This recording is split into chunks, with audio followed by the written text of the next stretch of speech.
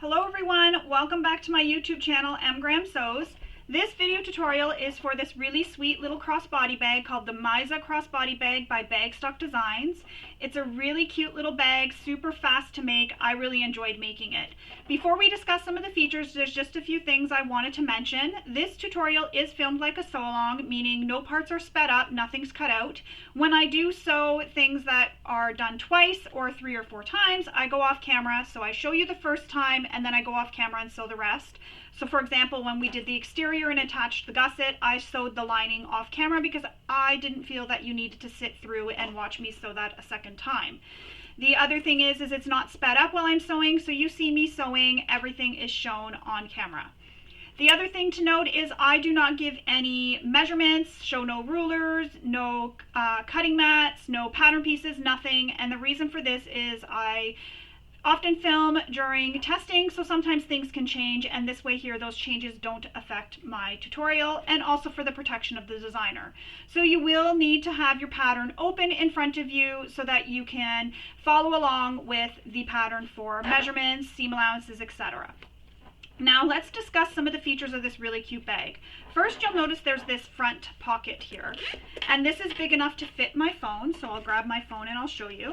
So my phone, which is a brick, does fit in here, so you'll notice that it fit in. So a great little pocket for adding your phone. You could wear this backwards and have that against your body so that your phone is nice and secure.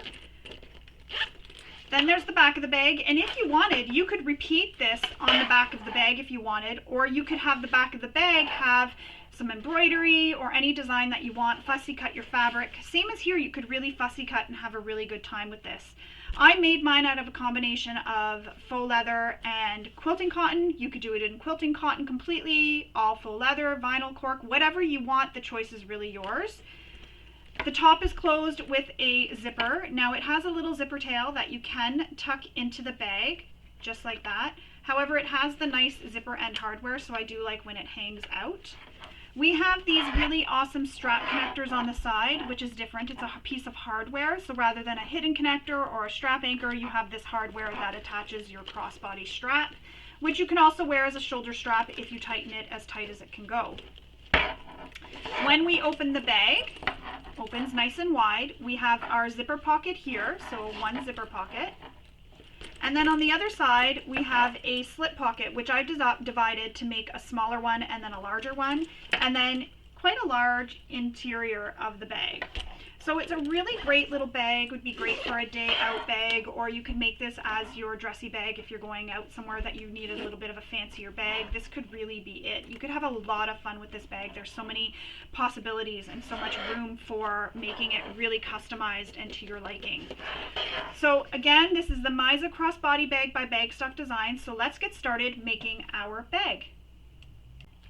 So the very first thing you'll want to do is read through the entire pattern. This is important because oftentimes designers give information regarding different interfacings or maybe different materials you're using, get cut differently. So you'll want to read through the pattern to make note of that and also familiarize yourself with the construction of the bag.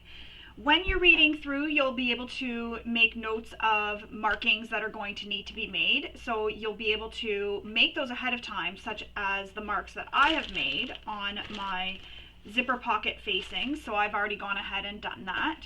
So once you read through though, before you get doing your markings, you have to cut your pattern pieces out. So you can go ahead and choose your fabrics and then cut all your pattern pieces out. For this tutorial, I am using a combination of quilting cotton and this faux leather here, this Moon Glow faux leather. This is from So Hungry Hippie. I'll link below in the description where I've gotten all my supplies so that if you'd like to get them, you can. I make no money off mentioning where these come from. These are just supplies that I like, and I really do enjoy sewing with this Moon Glow vinyl because it is a thinner vinyl. As you can see, I've really scrunched it up, and that's got a piece that's interfaced with the fusible fleece. The pattern does call for either using fusible fleece or Decoville Light. I just chose fusible fleece because I really do like it, but as you can see, that piece scrunched up right in my hand. So it's really good. It's a really domestic friendly vinyl. So if you'd like to give it a whirl, if you haven't before, that's definitely one that I do recommend. So again, I'm using a faux leather and quilting cotton, a combination of them both. I've already interfaced all my pieces and cut them all. And as I mentioned just a little bit ago, I've made markings that need to be made. So I've gone ahead and done that. Another thing I like to do is mark the center points and mark a T for where the top is, and I'll also mark what the pattern piece is as well. Sometimes I'll put it on a piece of painter's tape, and sometimes I'll just write it directly on the actual pattern piece. So this time I just wrote it on the pattern piece. And that's just so that when we get to the steps, I know exactly what pattern piece I need to grab, so I'm not sort of searching through, even though sometimes I do have to search through and find it, but it's all there and it's ready to go. Another thing, because I've gone through and I've read and I was making marks as I was going through, I have my pattern pieces grouped together in the order of how they're going to be sewn, except for these ones. They're just on top because they're bigger. I've also cut all my zippers to length and I label them with where they're going to be placed on the pattern. Now if there's one zipper, I would just put it in my little baggie here of all my hardware. So I have gathered hardware. I have some other hardware off to the side that I'm going to use. It's just in my little bins here. So for example, rivets, I just keep them in my little bins. But I do like to put the hardware all in one little baggie so it's all together and it doesn't fall and get lost on the floor. So I've done that too. You can go ahead and do that if you like. That's just something I like to do to keep everything organized. My zippers are clipped together because there's been times where if I don't clip them together, one falls and then I end up not finding it for some reason, and then I find it like months later. So I just clip them together now so they're all together. So once you have your pieces all cut out, you have your hardware gathered up, you've got your zippers all gathered up, and you've got your zipper pulls if you're using Zipper by the Yard on, which, to note, I have a video on my YouTube channel for how to put a zipper pull onto the zipper tape. I'll link that below in the description. Always go to the description and read there because I give lots of extra little tutorials and tips in the description to help with making the bag, and I also give all the information for the supplies I'm using in the description as well, including what machine I've used, what threads I've used, what needle. However, do use threads and needles that you know work best for your machine, including your materials. The last thing you want to do is start a bag and get really frustrated because your machine can't handle it. Everybody's machine is different, so use what you know your machine can handle. And sometimes, you know, if you're struggling a little bit, cutting excess bulk out of the seam allowances, hammering to flatten the seam allowances or where the bulk is also helps. Using a walking foot, a humper jumper, those things will help you be able to get through the bulk when you're sewing your bag. So now that we've got this all cut out, I'm going to get started. So the first thing we need is our exterior front zipper pocket facing, and that's piece D. So I'm just putting those all off to the side, and it's going to look like this. And as I mentioned, I've already gone ahead and made the markings that I need to make on my pattern piece, so you can go ahead and pause this video and make those markings. Once you have the markings all made, you're going to need to take your exterior B piece, so it's going to be this piece, and you want to lay this so that they are going to be, the B piece is pretty sides up, and your D piece is going to be pretty sides against the pretty side of B. So they are right sides together. And you'll line them up so that they are centered. So I've made center marks. So if you look, I've made center marks on the sides and the center mark here so that it would just be easy. But if you haven't done that, what you can do is fold your pieces in half, find where the center mark is. So just give it a little press with your fingers to get that center mark. Fold this in half, give it a little press with your fingers, and find that center mark again, and then you can just pin these together at that center mark.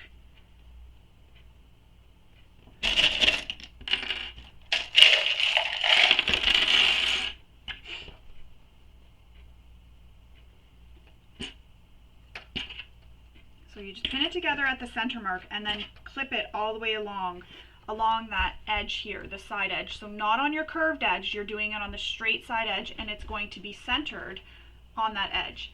Once we have that done, you're going to sew along on this line that you drew. So you're going to go down the one short edge, across the long line, and back up this side edge.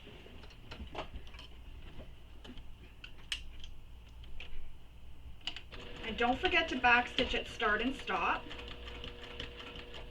Now the other thing is sometimes we get those angled stitches in the corner. So you get to a corner here and sometimes your stitch doesn't stay in and you get an angled stitch.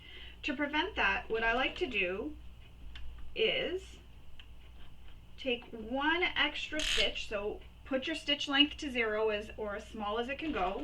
Take one stitch, return your stitch length back to the length you use, and then continue stitching along that line. So turn the corner and continue stitching.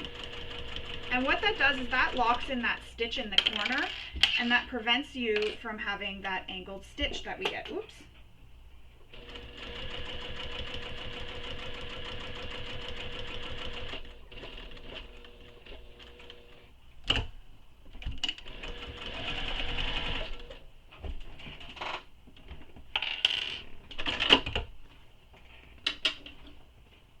Clip your threads.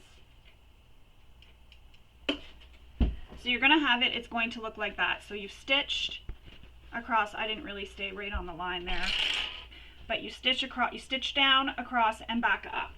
Now we need to cut into these so that we can turn this so that it is going to be wrong sides together. And to do that, what we're going to do is you're going to cut this on an angle going down into the corner.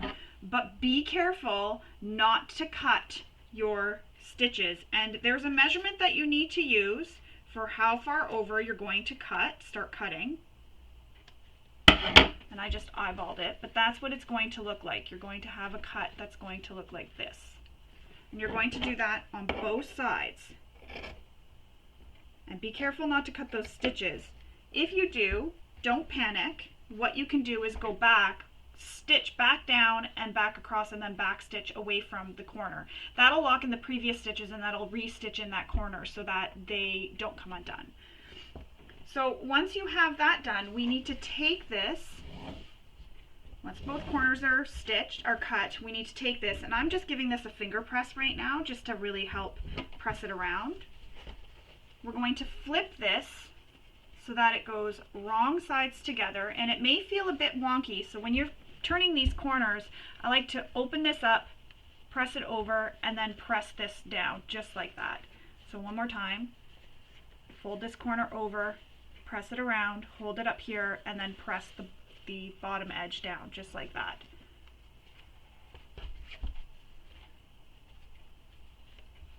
Now we need to take this to our iron and give it a really good press, and you want to give this a really good press, so you can use a little bit of steam. I like to spritz with a little bit of water just to get it to press and stay really nice and crisp. So I'm going to go take this to my iron and I'm going to give it that press, and then I'll come back and we will continue on with sewing. So now that it's all pressed, it looks like this. So again, you have your curved edge on this side and your zipper pocket facing on this side. We're going to place this to the side for now, and we're going to grab piece E because we need to start creating the zipper pocket. So with piece E, you're going to also need the exterior front zipper. So you'll want to grab that as well.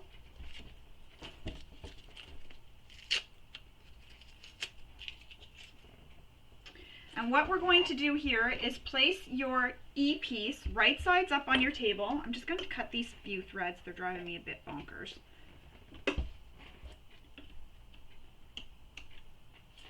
And then we're going to place our zipper right sides up on top of the right side of E piece. So the wrong side of your zipper is going to be against the pretty side of your E piece. And I cut my zipper a little bit longer. I often do that just for that extra bit of wiggle room. But you'll want to cut your zippers as the length is given in the pattern. So what the length is, you'll use that. So now we're going to sew across using the seam allowance given in the pattern.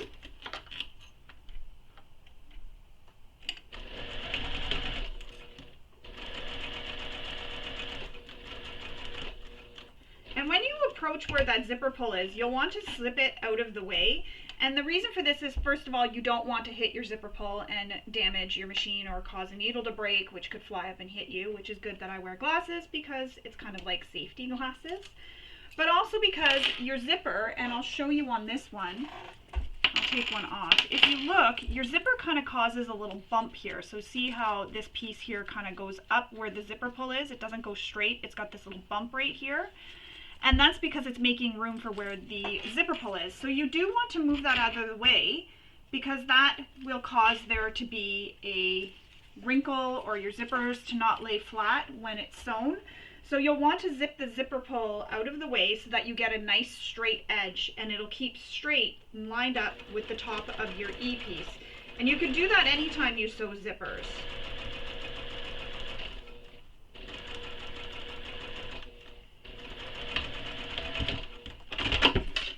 Trim all your threads. We don't want any peekaboo threads later. For some reason my scissors didn't want to hook onto my finger. So it now looks like this. Now we need to take this and press this zipper away from the fabric. So I'm just finger pressing. You can take this to your iron. You can use your seam roller. You can use whatever you want. I'm just finger pressing. And we're going to press it. So it's now pressed away from the fabric. Just like that. So when you flip it over, you're going to see the wrong side but the right side of the zipper, and then the wrong side but the right side of the fabric. And I forgot to mention, when we're sewing our zipper, you're sewing it so it's closing to the left, which I did, and I forgot to mention that. I'm very sorry. When you flip it over, it will now be closing to the right. So now with this wrong side up, we need to now take this and grab our B piece with the zipper pocket facing that was already attached, and we need to lay it on top of this piece. Now when you lay it on top of this piece, these edges here, these side edges of your zipper pocket facing, will line up with the side edges of your pocket, and you'll want to make sure that zipper pull is in there. It's going to be within the seam. So I'm just going to flip this over, and you're lining up the top edge of the zipper. So the top edge of the zipper here. So this top edge of the zipper will line up with the top edge of your B piece, just like that. But to line it up, I'm going to flip it over and make sure the pocket lines up on this side. And it's going to seem a little bit weird because you've got the pocket sort of upside down and it looks like it's a bit wrong, but I promise it's not. It is right. So just like that. So it'll look like this. So see how the top edge of my B piece lines up with that top edge of the zipper that had nothing sewn to it? That's what you want. And I'm just going to place a couple more clips. And I'm going to leave that zipped. So just like that. Now you do want to make sure that your zipper is within, the zipper pull is within this little opening here. So if your zipper pull is not in there and it's off to the side here, zip it over so it's within this little opening. Next, we're going to sew this. And to sew this, what you're going to do is sew down the one side, across the bottom, and back up the other side. Now, if you want, you could use double-sided tape here to help hold it in place if you prefer. So I'm going to put a little bit of double-sided tape there just to help hold it in place so it doesn't shift on me while I'm sewing.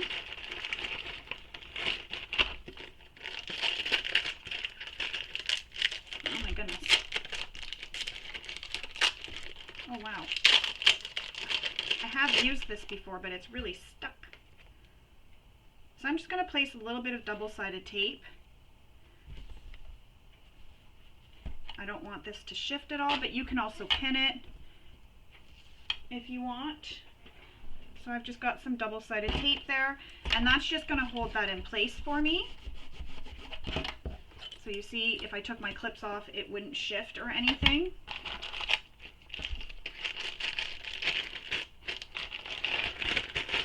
Put that there for now, because I will need that again. So again, we're going to stitch in this little square, or if you turn it, it looks like a U or a C. So you're just sewing down this one short edge, across the long edge under the zipper, and back up the other side. So you're sewing within the bracket. So top stitch along, and don't forget to back stitch at start and stop. And I'm using a stitch length that's longer than my stitch length that I use for structural seams, but not quite my regular top stitch length. That's just a personal preference. And here's my zipper pull. So again, I'm going to lift my presser foot and slide that zipper pull out of the way.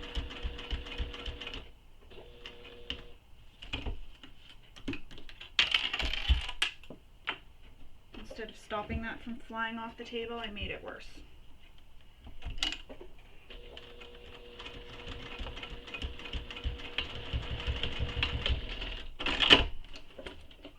So now that's stitched into place. Cut all your peekaboo threads. Let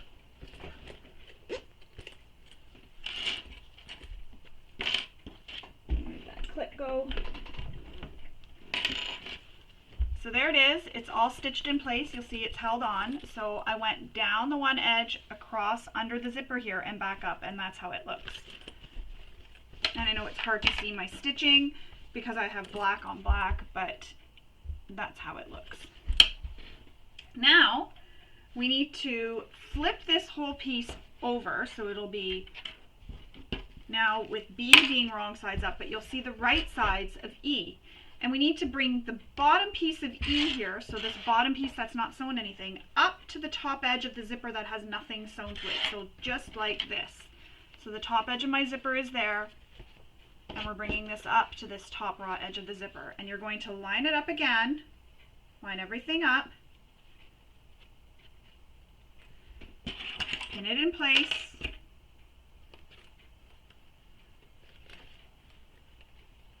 pin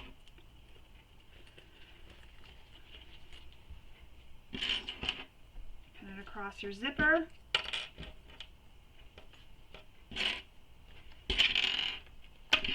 just like that. Then, once we have that pinned in place, we need to sew along this zipper here. So you're going to sew down. And you're only sewing where the zipper is visible. That's the only place you're sewing right now, where the zipper is visible. And you use the seam allowance that's given in the pattern. Don't forget to backstitch at start and stop. And if you've changed your stitch length, don't forget to return it back to the length that you used for stitching your bag together. Now, the zipper head is here, so I'm going to zip it out of the way to help keep this nice and straight.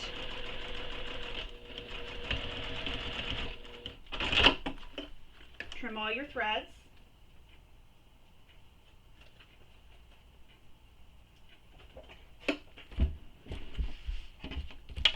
And now that's how that looks. So you can see I've stitched just where the zipper is. I didn't stitch past the zipper, only the zipper. Now we have this piece here that we're going to take care of. So now what we're going to do is flip this up and over and out of the way, and we're going to stitch the sides of our pockets together.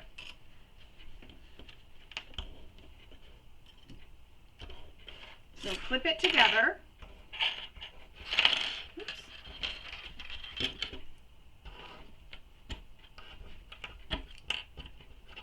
So you're going to clip the sides together and keep the B piece flipped out of the way. We don't want to sew that at all. We're just sewing the side edges of the pocket.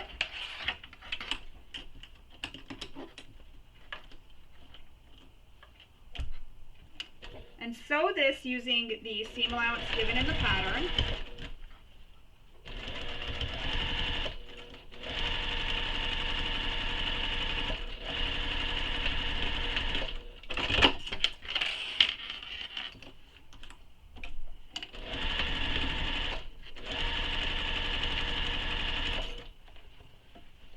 Again, keeping that V piece folded out of the way. Back up because the zipper is there, so I'm going to turn it.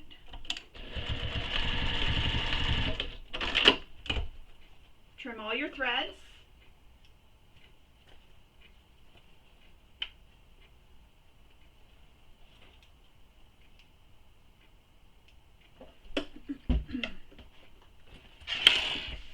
So we've stitched the sides, both the sides, so we have a pocket that has no holes in it. If you reach in, you have no holes right now. Now, the pocket needs to be basted to the front exterior. So what we're going to do is flatten that pocket again, and I like to add a little bit of clips here. And we're going to baste the bottom edge, so this curved edge, not bottom edge, the side curved edge here, we're going to baste it to the pocket. And you can use a longer stitch length for this.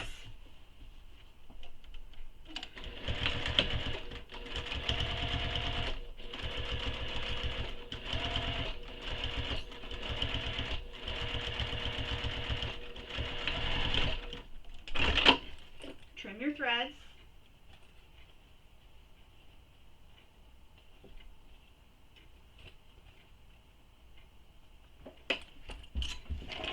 Now we need to trim the excess of the pocket off because this is too long.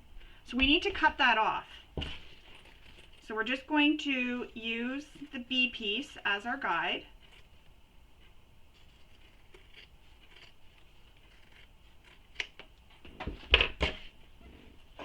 So that it looks like that.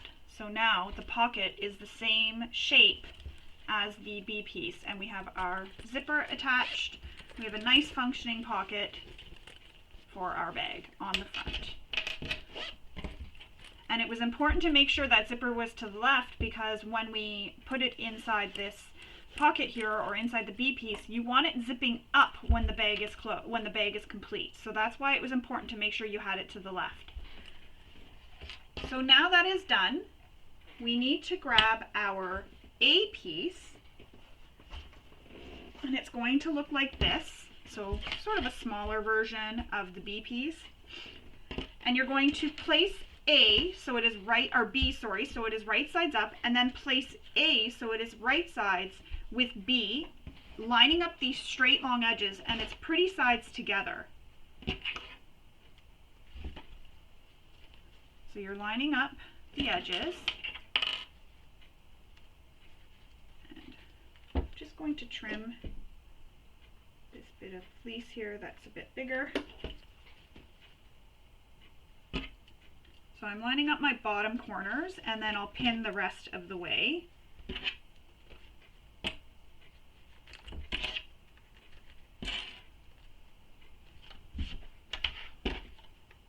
So just like that, we have it pinned like that. And now we're going to sew this using the seam allowance given in the pattern. So I'm going to change to a different presser foot, my zipper foot, if I can find it.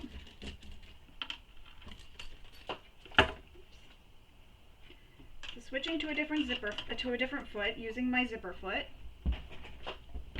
We're going to sew this edge using the seam allowance given in the pattern.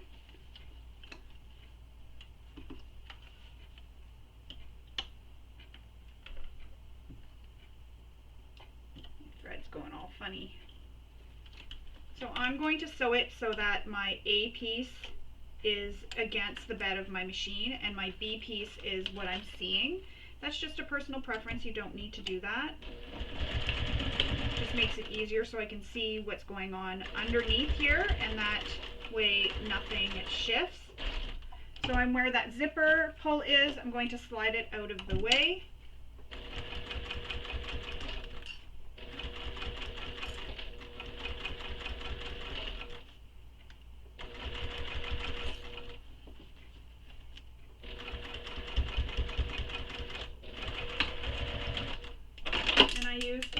Stitch length for that, so I'm just going to re-stitch over it. And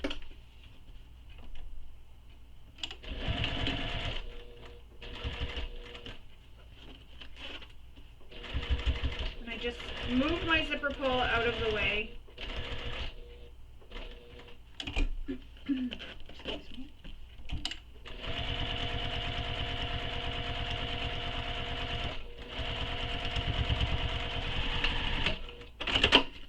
So cut all your threads so you don't have any peekaboo threads.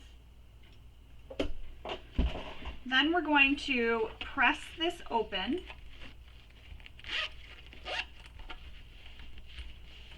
So you're pressing it so that all this bulk here, this seam, is pressed towards A, the piece we just attached. And if you have used quilting cotton or any material that can be pressed with an iron, you can take this over to your iron. Mine is the vinyl, as I mentioned in the video. I'm using vinyl, so I can't take this to my iron, so I'm just going to press this with my fingers, give it a really good finger press, and then I'm going to top stitch along this A piece. So go right down the A piece and top stitch. So making sure that that seam is pressed.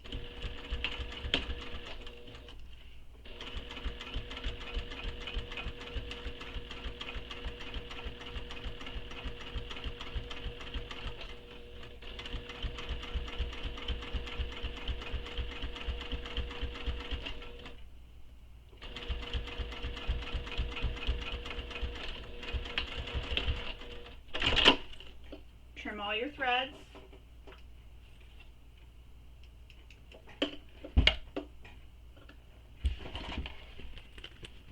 And that is completed. So you've top stitched down the side. Now this is going to be a little bit different, or a little bit bigger than it should be. So what is recommended to do is to take your G piece, your lining G piece, and line it up and trim away any excess. So I'm going to do that now.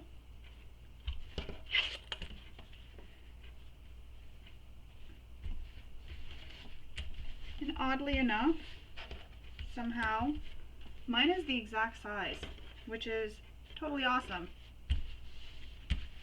Mine is the exact size, but if yours is not, you use your G piece as a guide, so your lining piece as a guide, to measure it and make sure it is the correct size. Oops.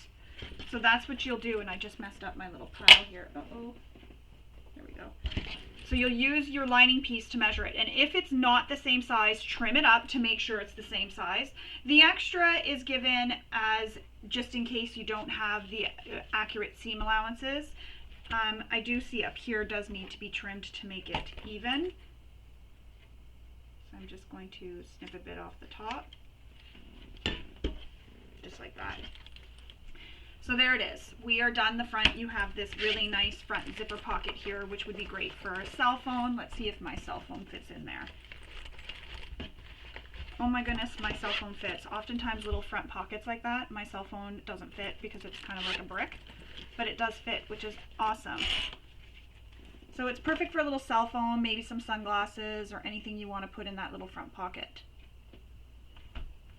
So we're going to place this off to the side for now. We're done with this. Now we need to work on our lining. And for the lining, we're now going to grab that facing, so your lining facing piece, which is piece, I can't even read my own writing. Good thing I'm getting new glasses. H. Yeah, that's piece H. So piece H, it's because I drew over it where the lines are. It's over it. It almost looks like an A. So you'll need to draw the rectangular box using the instructions given in the pattern and the measurements given in the pattern. So I've already gone ahead and done that. You can pause the video and go ahead and do that now. Once you have that drawn, you're going to take your interior pocket piece I, so the I pieces, you're going to place one right side up on your table and grab your zipper that is for the interior zipper pocket. Now I'm going to stick this other one inside my little bag of hardware so I don't lose this one.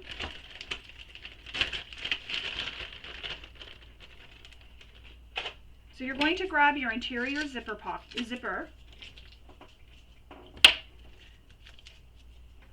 The tape keeps sticking to me. And you need to place your eyepiece right sides up, and that's why it's important to have the T marked so you know where the top is. Then you're going to place your zipper so it is right sides up on top, and having your zipper to whichever way it is, it doesn't matter for this part. You're going to line up the zipper with the top raw edge of your zipper pocket. So the top edge of the zipper lined up with the top edge of the zipper pocket, just like that. So right sides up for your eye piece, and then your zipper is also right sides up. So the wrong side of the zipper is against the pretty side of your zipper pocket.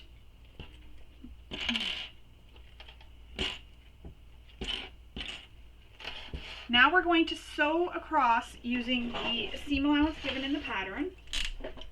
And because we just had a top stitch that we did, you'll want to return your stitch length back to the length you use for stitching. I know I probably say that a lot, but it's just a reminder because sometimes even I forget, as you notice, so I had to re-stitch that seam.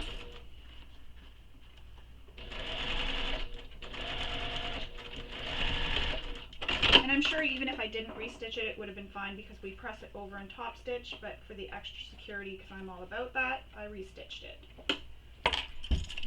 So there that is. We've sewn that zipper in place. Now we're going to press this zipper pocket piece away. And we need to sew the remaining zipper panel pocket, oh my goodness, interior zipper pocket piece to this zipper that does not have the pocket piece attached to. So again, eye right side up, zipper right side up, and what you want to do here is ensure that the sides of your zipper pockets line up. So make sure those line up and then pin it in place or clip. You can also use double-sided tape here if you prefer.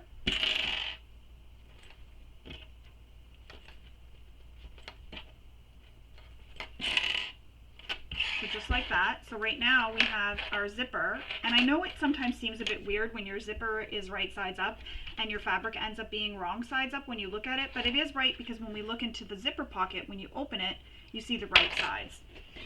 So now we're going to sew this using the seam allowance given in the pattern. Don't forget to backstitch at start and stop. Approaching where that zipper pull is, so I'm going to lift my presser foot up and move that out of the way.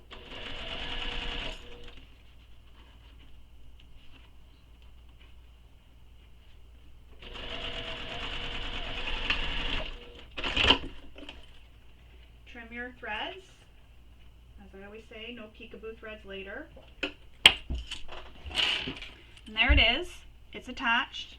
Now we're going to press this one away from the zipper. And you can take this to your iron if you choose, if you prefer. The choice is yours. I'm just pressing with my nails. You can also use your seam roller, but I just press with my nails. Use whatever you have. Even a bone folder works for pressing as well if you don't have any of those seam roller or anything. This also works too. Really good. So now we're going to place this to the side. We need to grab our lining panel G piece, one of them, and on this there's a measurement you need to make from the top down for where we're going to place that zipper pocket facing. And I'm just going, where did I put it? Oh my goodness. Oh, there it is. For where we're going to place the zipper pocket facing. Now, you need to place this so it is centered, but also the top edge of your zipper pocket facing will be with that line. So I already drew my line. I don't know if you can, oh yeah, you can see it. So I'm going to fold this in half now. And I'm going to mark my centers. I didn't do this yet because I wanted to show you this on camera. So the centers are being marked within the seam allowance. And when we're folding in half, you want to press it all the way down so that you form a little crease in your fabric. So that, see how I have a crease there? That's what you want. Now this one we need to fold so it's going to be wrong sides together. So the lining piece be folded right sides together. Now we're folding this wrong sides together, and that creates a little crease again. Then we're going to take it and we're going to line up those creases, but also line up the top edge of your facing with that line we made. And this just gets everything all nicely lined up. So it's centered and it's lined up with that line we drew. Pin it in place. And if you're using a material that you can't use pins on, so maybe you're using a faux leather here or something, what I usually do in those situations is I will pin in the center box here, so just in this center box, because we're cutting that out after, so you don't have to worry about putting pins in that.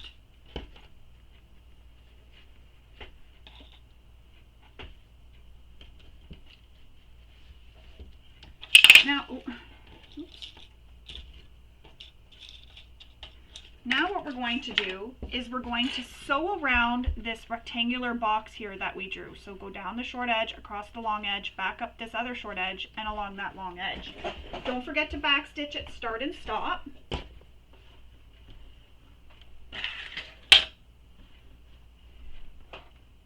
Start with my needle. I turn my hand wheel so my needle goes right down in that first corner.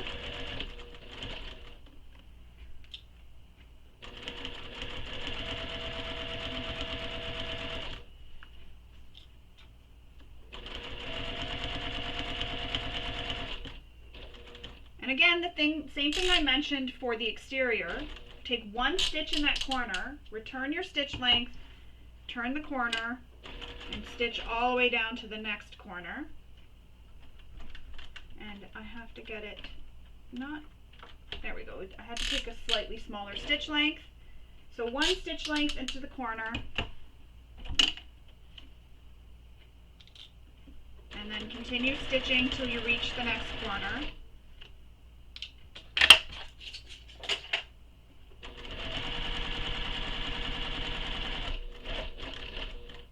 So now I'm in that corner, and sometimes, as I mentioned when I was over on this other end, I have to take a slightly smaller stitch length to get right into that corner, and that's okay.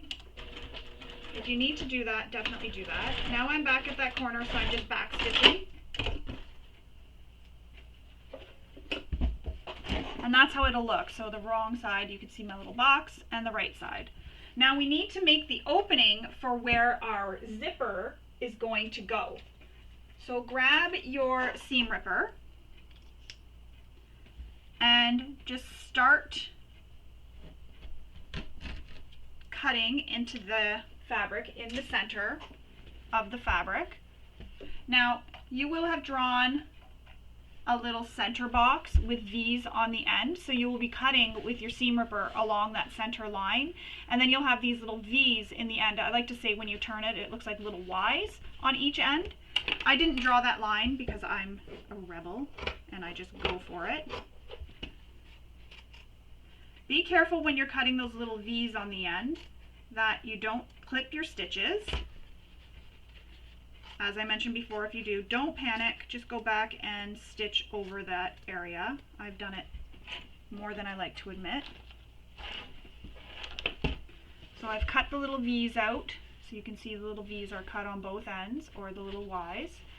Now we need to take this and press this and turn it so that it is going to be wrong sides together. So I always give it a finger press first and then push it through to the wrong side. And we have to press this with our iron. And you can use a little bit of steam if you want to press it so that it's turned. You can see it's going to be wrong sides together, so I just pushed it through. So I'm going to take this to my iron and I'm going to press it. I'm going to use a bit of, spritz it a little bit with some water to really help get it nice and flat. But you can already see how it's looking, just like that. So I'm going to go do that and I'll come back and we will continue on. So I've given that a really good press, and as I mentioned, I like to use a little spritz of water to help get it nice and flat. That really helps. You can use steam. If you have used a material that you can't press with your iron, you can use some double-sided tape on the back when you push this through to really help hold it in place. And that way there it won't shift and it'll be nice and flat for you as well. But I like to use a little bit of spritz of water instead of steam, and I just really press it. And when I'm pressing, I don't slide my iron, I hold it and press down, and then move it by lifting it up and hold it and press down, move it again and press down, and I just hold it there for a little bit. And I do that on both sides. I'll press on both sides. Just a little tip. Now we need to add our zipper pocket. So you need to lay this so the zipper is facing right sides up, so you're going to see your zipper pull, and you're looking at the wrong sides of piece I. Then you're going to take this piece that you just put your zipper pocket facing in, and you're going to place it so it is right sides on top of, wrong sides on top of the zipper pockets here that you've sewn to the zipper. And you want to make sure it is even, so your zipper pocket facing is the same width, as you'll notice, as your zipper pocket eye pieces. So you want to make sure that's lined up when you place it. So your zipper pocket pieces are wrong sides up, your zipper is right sides up, and your lining piece is right sides up as well. You can use a little bit of double-sided tape here to help hold it in place. Oh no, not this again.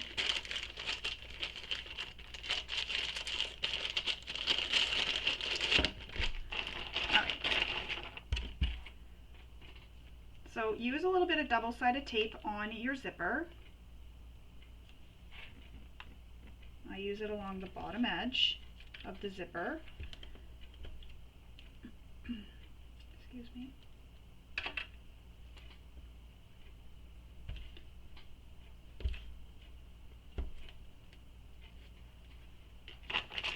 If you don't have double-sided tape, there is another option. You can use a glue stick. So what you would do is take your glue stick, run it along the edge of the zipper, and then place this on top, and then use your iron after, go over with your iron and press it, and that'll help dry the glue, and it'll work just like using double-sided tape. However, you can't do that if you're using a faux leather or something that you can't press, because you can't go and dry it after. So what you would have to do is put the glue on, put your lining on top, and then place something heavy on top for a little bit to let it dry. Unfortunately, then you're waiting for that to dry, but you could move on and work on other steps instead of just sitting there waiting for it to dry. So remove the paper backing. And now my nail is stuck and my zipper pull is stuck. Apparently it's really good tape. So decide which way you want your zipper pocket to open. I'm just going with this way.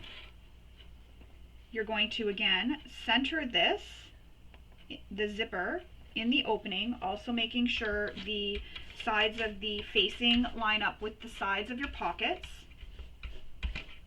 So it'll look just like that. So it's centered in. So make sure that zipper pull, though, is inside that opening. And now we're going to stitch around this zipper pocket opening.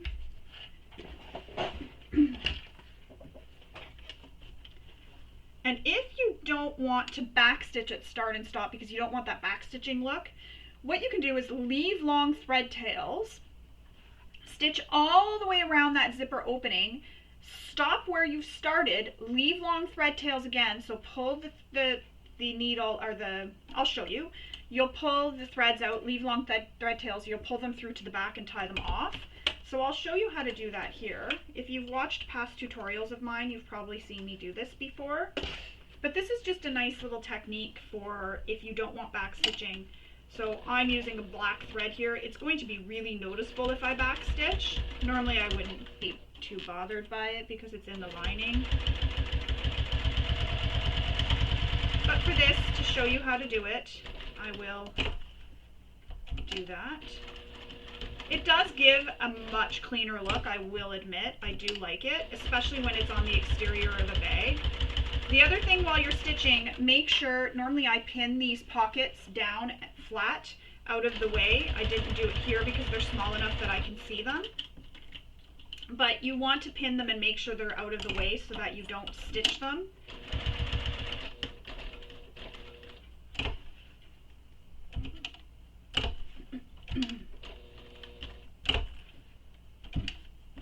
So my threads that I started with, I'm going to move them out of the way so I don't get them caught in my stitching.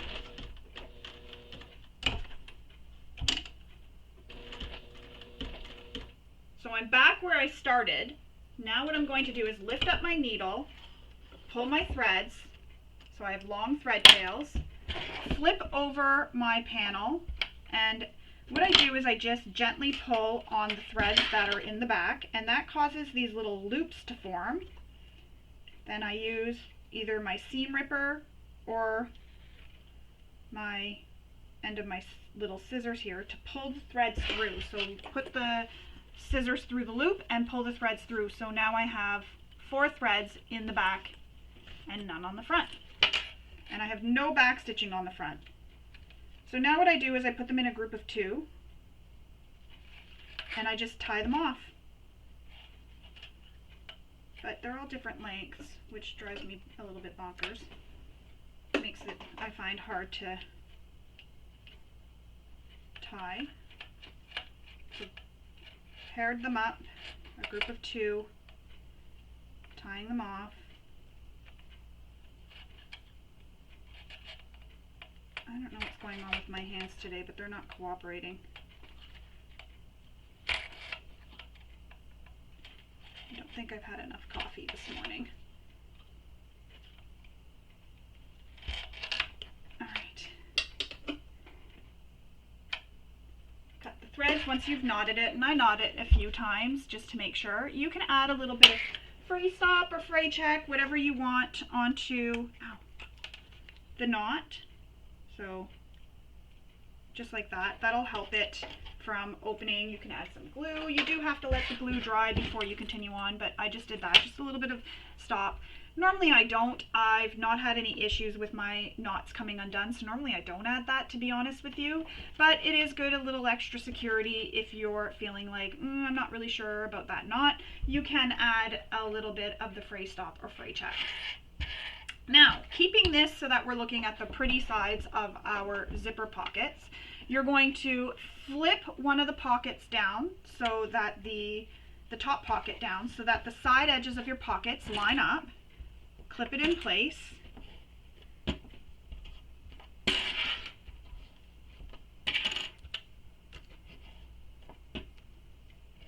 And you'll notice that one edge is longer than the other. So we now need to trim that so it is the same length.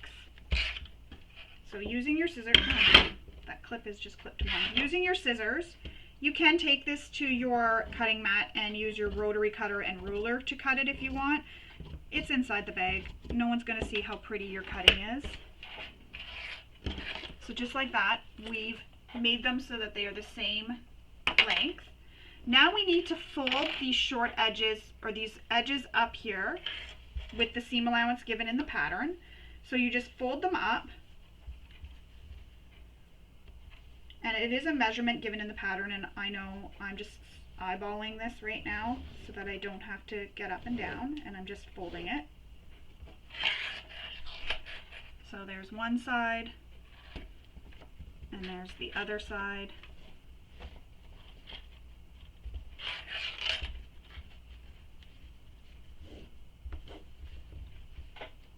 That. You can take this to your iron and give it a press if you prefer, but I'm just giving it this finger press just because, like I said, I don't have to get up and down so much. I'm just going to add some clips. So just like that, you'll press that bottom edge up. So now you're seeing the pretty side of the bottom edge here on both sides. And what that does is that just helps when we turn this right sides out. Now we have that edge pressed and we don't have to worry about pressing it under after. So now you want to move the lining out of the way, and we're going to sew down the sides of the pocket, leaving this bottom edge that we folded unsewn, because again, that's the way we're going to turn the bag through after, and having those turned up like that just makes it easier. We're not turning them under after. So take this to your machine, sew the side edges using the seam allowance given in the pattern. Back stitch at start and stop.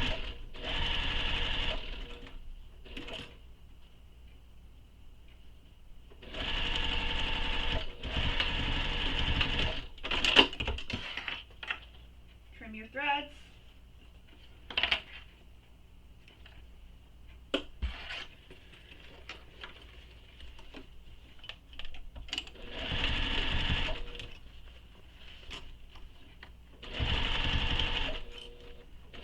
Again, make sure you move that lining out of the way. You don't want to sew over it.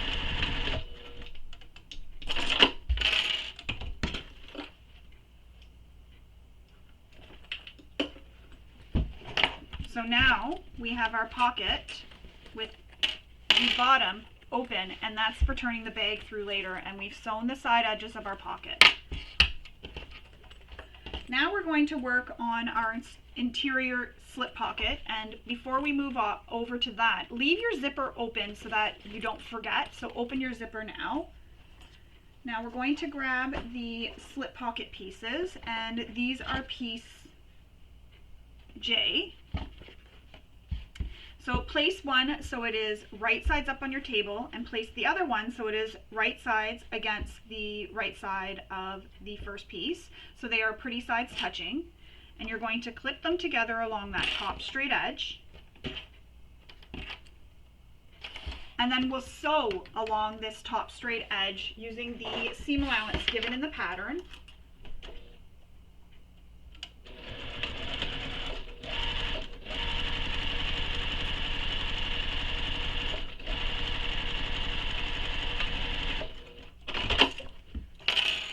Trim your threads. So we need to flip the panels so they are wrong sides together. What I like to do first is press this seam open. So I just give it a finger press to press it open. And then when I'm at my iron, I'll press it again, and then I'll flip these. And what that does is that just gives me a really nice taut, crisp seam up here to make it easier for pressing that down. And then I'll press these wrong sides together. So I'm going to go to my iron and do that, and then I'll come back and we will top stitch and baste all the way around. Now this is pressed, and as you can see, I've pressed it so it is wrong sides together, and I did use a little bit of water, or spritzed it with a little bit of water, sorry, just to help really get it pressed nice and flat. Now I'm going to add some clips around the curves. This is just so that when I'm basting the curves together, nothing shifts on me. And once I have this all clipped, we're going to top stitch across this top straight edge here, and then we'll baste around the bottom and curved edges here. So change to your top stitch length and top stitch all the way across. I'm going to back stitch here, and then I'm just going to continue, make a longer stitch length all the way around. Now, sometimes what I like to do is go this way, and then I'll stop in the bottom here, and then I'll come back up at the top and go back around, or start in the bottom and go up. So what I do is start in the middle at the bottom, stitch going up towards the top. But sometimes I find what happens when I do that is it shifts. So what I'll do is start here at the top, come down to the middle here, back stitch, break my stitches, and then come back around. So starting back up at the top here, and come back around, going all the way down, back where this bottom is, where I originally stopped. And what that does is I find it just helps prevent any shifting, because when you're coming around this corner, you end up getting a little bit of shifting sometimes. So when you start back up at the top, stop in the middle, start at the top, stop in the middle, it just prevents any of that shifting. And you don't have to do that. That's just something that I do as a personal preference, just to make sure that my pockets stay nice and flat. Don't forget to return your stitch length back to the length you used for stitching. So there's our pocket. And if you've used a directional print, make sure that it is going to be on the side that is going to be facing out. Mine's, directional in some ways, but it's upside down, and that's okay. When you look in the bag, you'll see it. So when you look in the bag, you'd be seeing it right side up. I should have thought about that when I was cutting it out. I really didn't. Now we need to take our remaining lining piece, and we need to place our pocket so it is right sides together with the remaining lining. So you're going to line up the bottom. So match up the bottom edge. And we're going to clip it all the way around.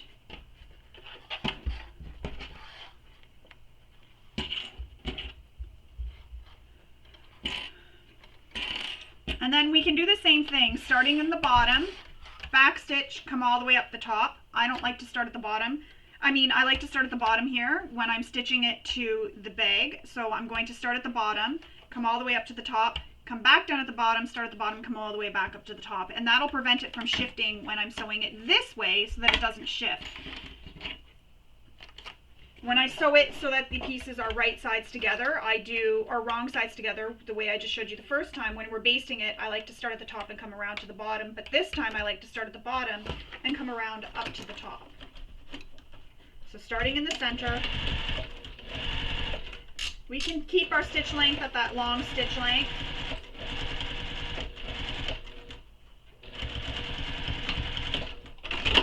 So there we go. I'm going to come back where I started. Back stitch, and I am looking at the wrong side of my fabric,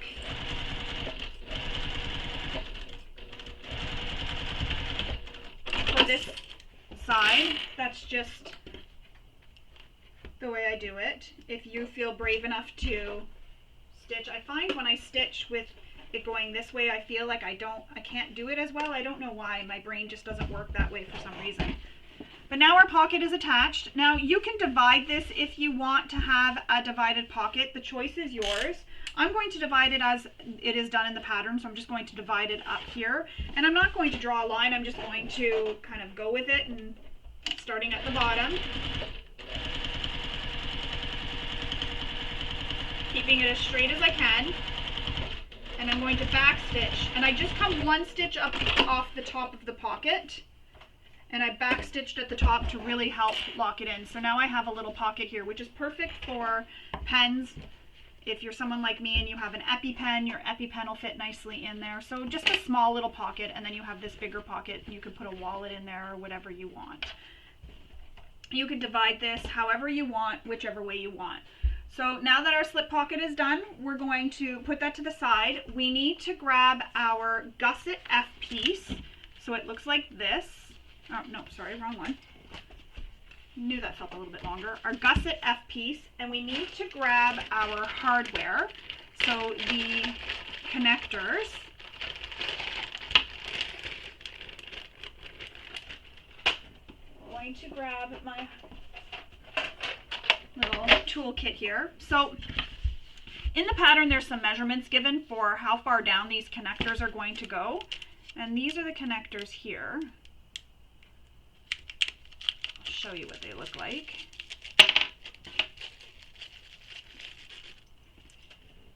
This is the connector here. So it's just this little piece. So you need to make a mark from the bottom down for where the top of the connector is going to sit and centered. So you can go ahead and make that mark.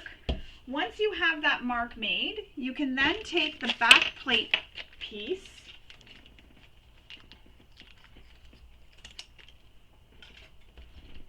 and I'm going to put the screws back inside this bag just so I don't lose them because they are really tiny.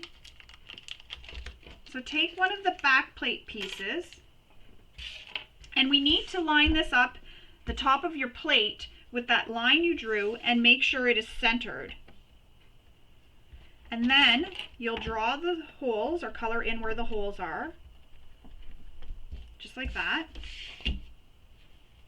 So lining up the plate, the top edge of the plate with the line and having it centered.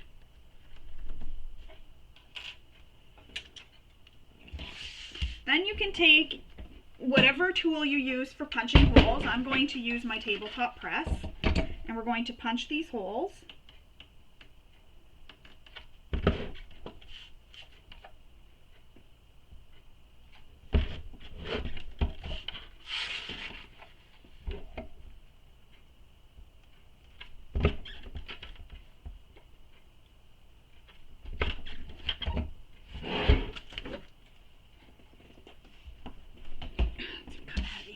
So there it is. I've got the holes punched. You can see it on both sides. I've got the holes punched.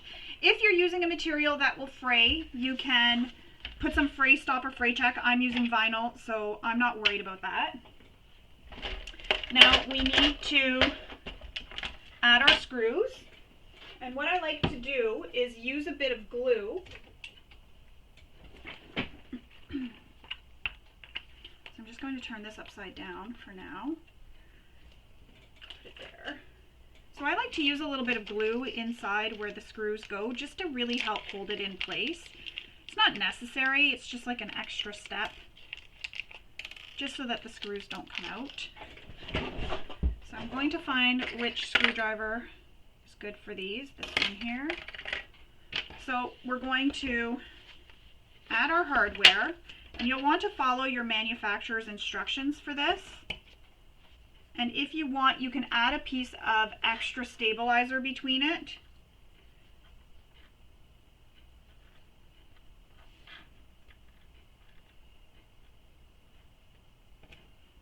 And then I need the glue.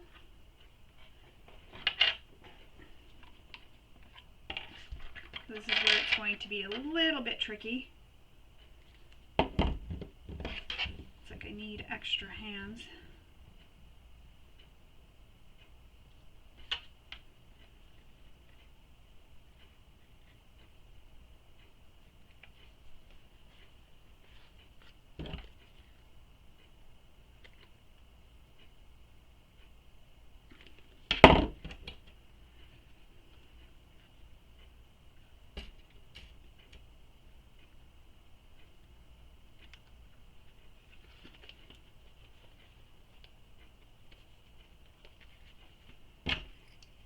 Place the first screw, and I don't completely screw it in all tight yet. I just sort of have it loose so that I can get the other screw in.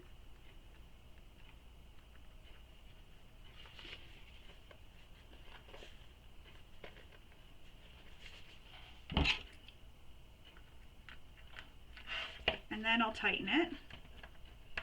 And I always do this so that the screwdriver is pushing in towards my table, so that if the screwdriver does slip, it doesn't stab me.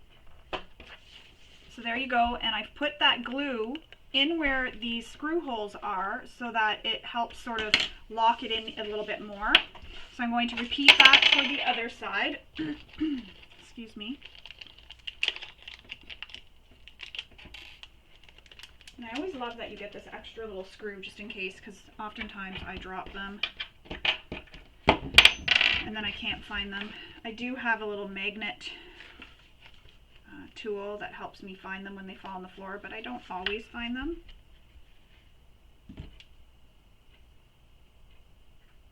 So a little drop of glue.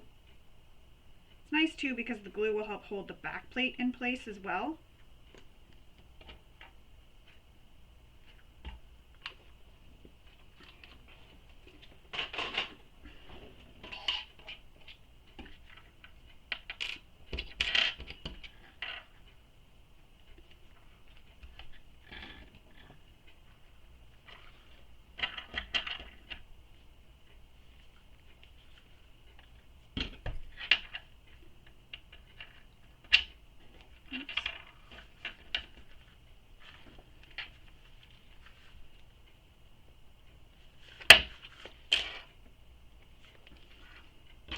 The screws are so small, it's hard for me to do this.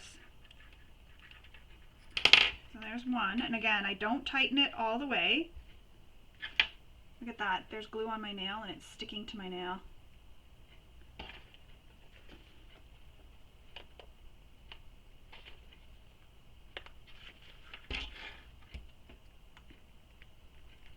Again, if you have an easier way of installing these or a method that you prefer, go ahead and use that. So there we go, those are attached. Now you can add a piece of scrap interfacing over top. I'm going to use my duct tape, my trusty duct tape. And I'm just going to place it over that.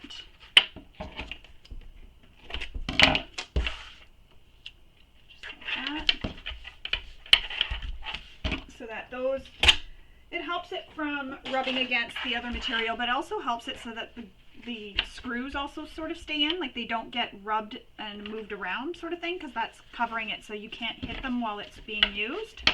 But that's how that looks. We have them now attached to both ends. So you have your little strap hardware attached. Now on the exterior gusset pieces and your exterior pieces here, you need to mark the centers. And I didn't mark the center of this one because we constructed this one, so I'm going to do it now. But you'll want to mark the centers of all your pattern pieces. Do that on your linings as well.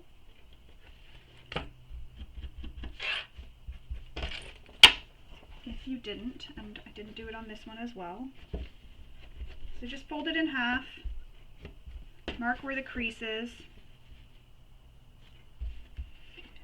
and you want to mark it on your gussets too, as you see that I did there, if you can see that. So all your pattern pieces, you want to have them all marked with the center marks on the bottom edges. So make sure you mark all those pieces. Now the other thing you want to do is on the wrong side of your gusset F piece, the exterior, you want to mark in from the side edges here as I did, and there's a measurement given in the pattern for where to make that mark, so you do want to mark that. Now we're going to place the gusset on our exterior piece. So matching the center points first, so one of your gusset pieces is right sides up, and your exterior, your main panel F piece is right sides up, and your gusset is going to be right sides together, so you're looking at the wrong side of your gusset. You're going to match up those center points and add some pins, just like that. Then we'll match up the two top corners.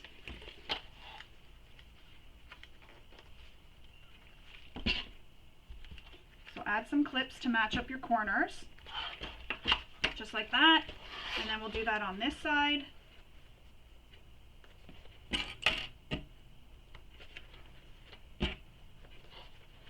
And then you can continue pinning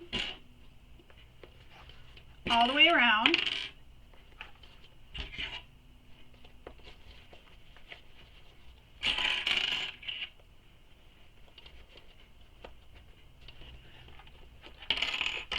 And I forgot to make the mark on my exterior main panel piece, so I'm going to go do that now. I'm going to pause the camera and make that mark, make that mark now, because I forgot to make it now. We do have to line those up, so I'm just going to pause the camera and I'll be right back. Sorry about that, I forgot to make those marks when I was prepping everything. So when you line up the top edge, you're going to line up the marks that you made on your gusset and on your F piece. So you want to line up those marks. So get everything all lined up and then clip. So you line up the top edge. Ow. Just hit my elbow off of the machine on both sides.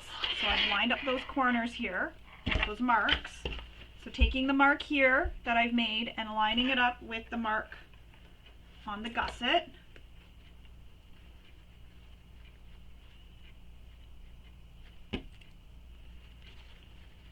Making sure these side edges stay lined up as well. And then you're just going to continue clipping all the way around. And at that top edge, you do have that little bit that sticks up off the gusset, and that's correct. That's because you're lining up those points. So that'll give you that little bit of a overlap and some sticking up off.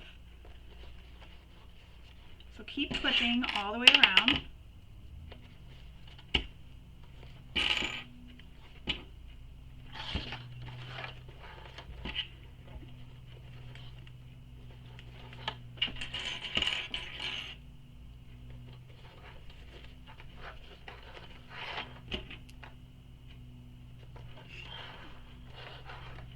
Once we have it clipped, we're going to make little snips into the curves.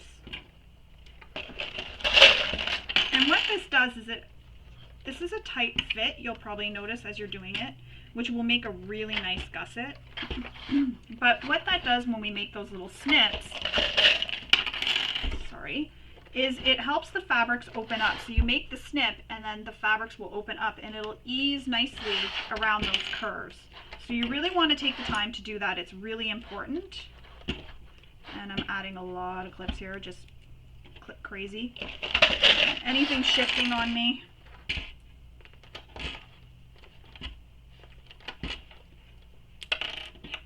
Alright, so I've got all my clips. Now I'm going to make those snips within the seam allowance. So you may want to, if you forgot what the seam allowances are, you may want to read back in the pattern and check and see what your seam allowance is going to be of the finished bag, so that you don't snip past the seam allowance. You want to keep these snips within the seam allowance. And I'm just snipping between my clips. I'm using my clips as a spacer.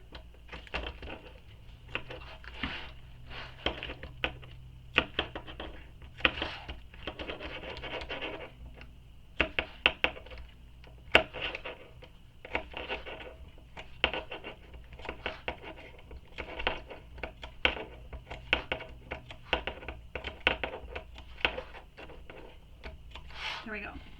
So I've made the snips, and see when I pull it, you can see the one snip right here, how it spreads it open so that your fabrics ease in through the curve. So now we're going to sew this with the seam allowance given in the pattern.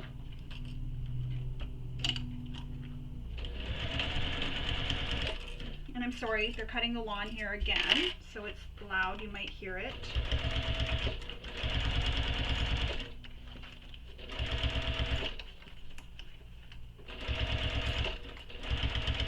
They go right up to my window, so it gets kind of loud. I just hope the camera's not picking it up.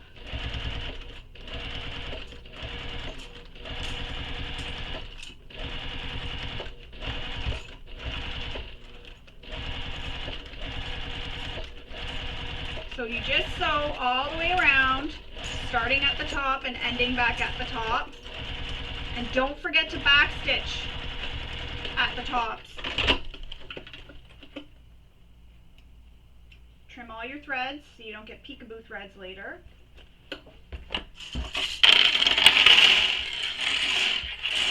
All right, so that's how it looks when we've sewn it to the panel. So now we need to trim this seam allowance. So I'm going to trim it down. And because we made snips, yours might come off in little pieces like mine is.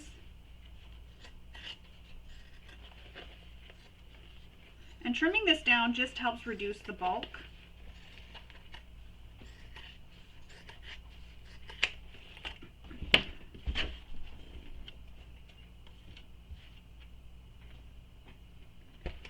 There we go, trimmed the seam allowances. So now we need to repeat that whole process to attach the other remaining exterior main panel to the gusset. So again, line up your center marks.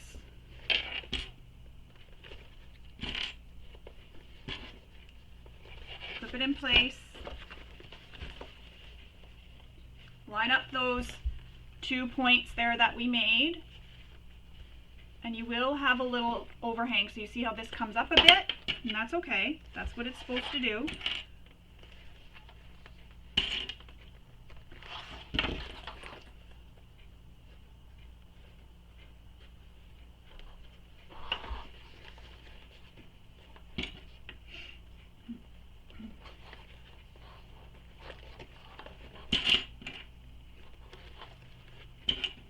Now you may find this is going to be a little bit more awkward because we do have the other panel attached. So it may feel like it's a bit awkward, but we'll get it done, I promise.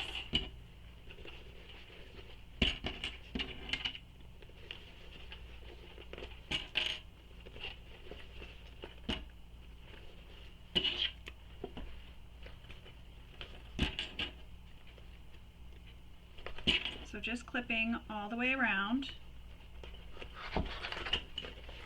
Just ease in your gusset as you're clipping it in.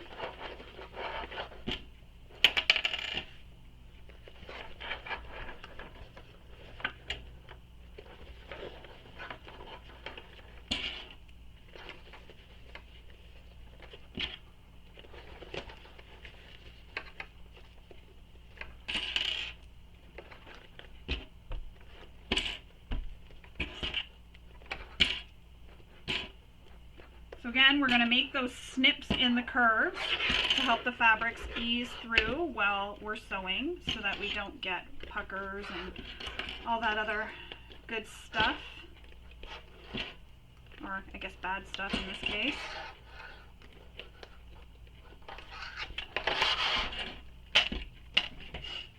So make the snips in your curves, again, just within the seam allowance.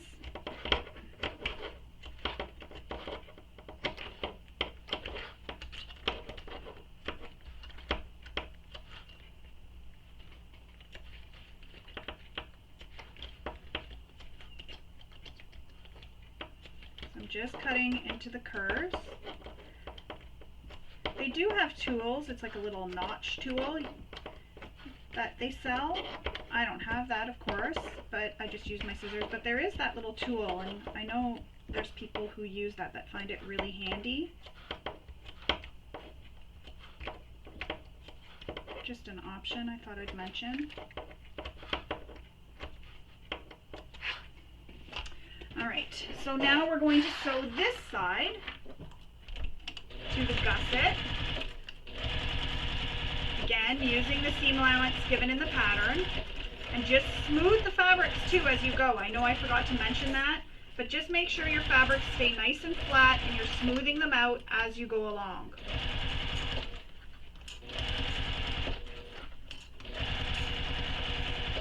And I try not to remove my clips until my presser foot is either touching them or right near them, like I'm approaching them, so I'm almost going to touch them.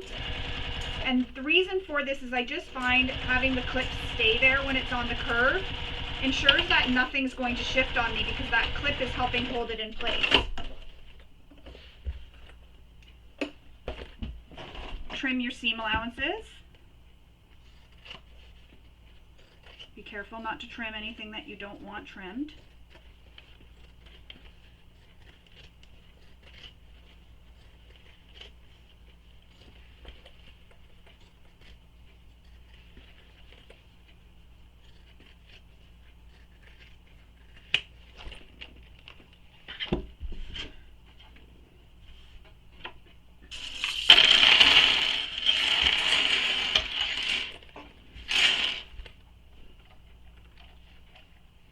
So now we need to repeat all of that to sew our lining. So there's our exterior right now. Now we need to repeat that all to sew our lining. So same thing, line up your center marks. And what I'm going to do is I'm going to go off camera to sew the lining because you did just see me sew the exterior, and to help make this so that this tutorial is not going to be super long, I'm going to go off camera, sew the lining, and come back, and my lining will be all constructed, and then we will continue on. So you're just repeating the same thing that we did for the exterior, pinning it so that your top two, so that the lines you drew here line up with the top. So this line here lines up, might be hard because my clip, you line those lines up on the front and the back, line up your middle, clip it all the way around, and then make the snips and the curves, and then sew your lining. So I'm just going to go off camera and sew the lining, and then I'll come back and we will continue on. And when you're sewing that, make sure you move your pocket out of the way so you don't sew through the bottom of your pocket. So you'll have to be careful with that and keep it out of the way as you're sewing. So I'm going to go off camera, I'm going to sew my lining, and I'll come back and we will continue on. So now my lining is all sewn, and I also trimmed my seam allowances, and I like to use pinking shears when I use quilting cotton on the trimming of the seam allowances. It's just a personal preference. You don't have to use pinking shears, but I just like to do it. Sometimes I find with my pinking shears that there's some areas that are really thick and I can't use them. I just find they're a little bit harder to cut with, so I use my regular scissors instead for those areas. But now my lining is all done, and another thing I've done is I've marked where the centers are on the top of my gusset, just so that I have that marked there on the lining as well as on the exterior. So moving right along, we now need to take our exterior main zipper,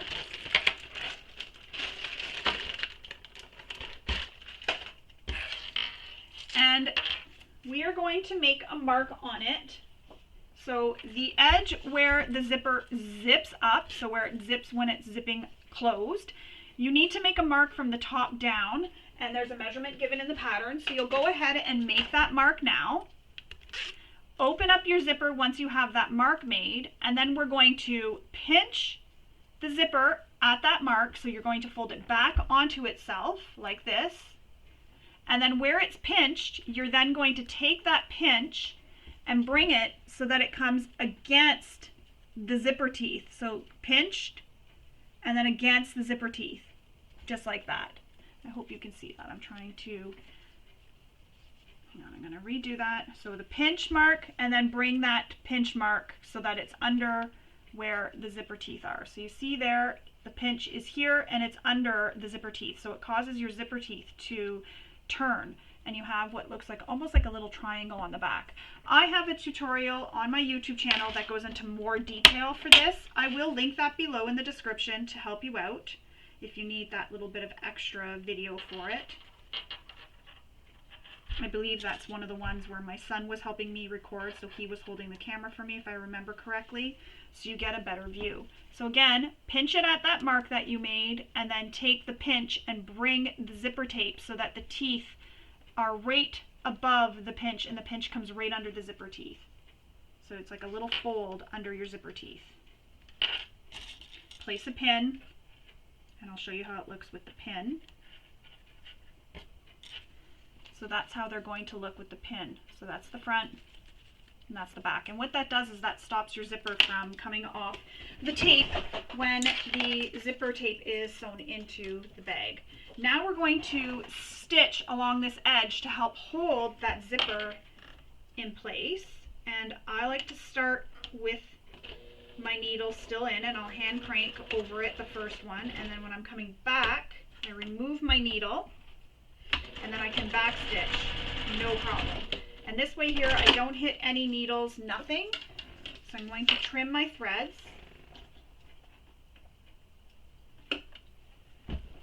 And that's how it looks when you're done. So I'm going to do that on the other side.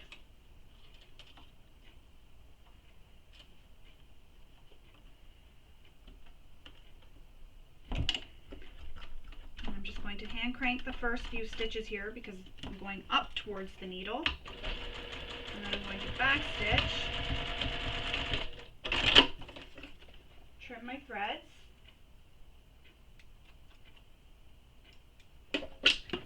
oh, I gotta grab those, so I'll have to pause the camera and get them because they're gone now. And there it is. Now we need to trim our zipper so it's even with the side of the zipper tape. So I'm just going to go off camera to do that, grab my scissors that went flying, and then I'll come back and we will continue on. So I've cut the zipper tape so it's even with itself, and I picked up my scissors that went flying. So that's how it looks. Now we need to stitch over this end here so that the zipper tape doesn't come open and we don't lose our zipper pull. So you're creating a bar tack. You just back stitch over it a few times.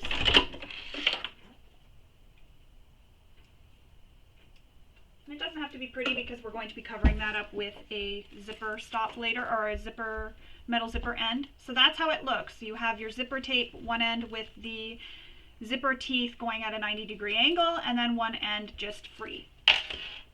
Now we're going to grab our exterior panel, and you need to turn this right sides out. And there's some marks that you need to make.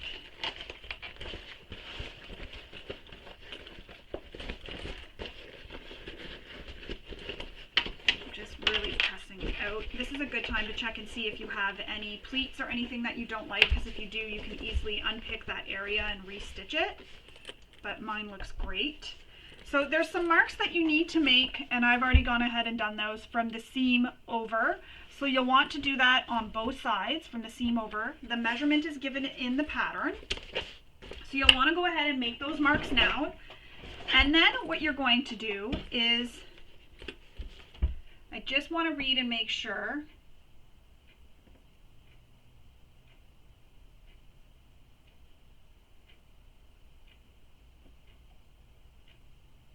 I'm just making sure that I have the instructions correct. Okay, sorry about that. I just really wanted to make sure I was going to give you the right instructions. So now we're going to take the exterior, you're placing it on your table, right side, so the front side is up, and you're going to take your prepared zipper and you're going to place it starting at that mark you made right here. So the one mark over from the side seam here, you're going to place it so it's lined up with that mark. So line it up with that mark. Pin it in place, so just like that. So there's my mark here, and I've lined up the teeth of the zipper tape with that mark. Now you can open up your zipper here so that you can pin it and not have to worry about the zipper pull being in the way. So we're just pinning it all the way along, and your zipper is right sides together with the right side of your exterior. Now, she has a note about when you get to this side where you're going to bring your zipper down. So you'll want to make note of that measurement. You can even go and make a mark so you remember. So I'm just going to do this right off camera because I have a ruler here. So I'm going to make a little mark so I know where I need to start veering down. So I've made my mark here for where I need to start veering down, and the mark is going to be from this mark. So remember, we made those marks from the side seam, but now that second mark is going to be over towards the zipper. So that's where you're going to veer or start pulling the zipper down towards the bottom of the bag. So as you're stitching along, you get to that mark we made, and then you bring the zipper down so that it keeps it out of the seam and out of the way completely.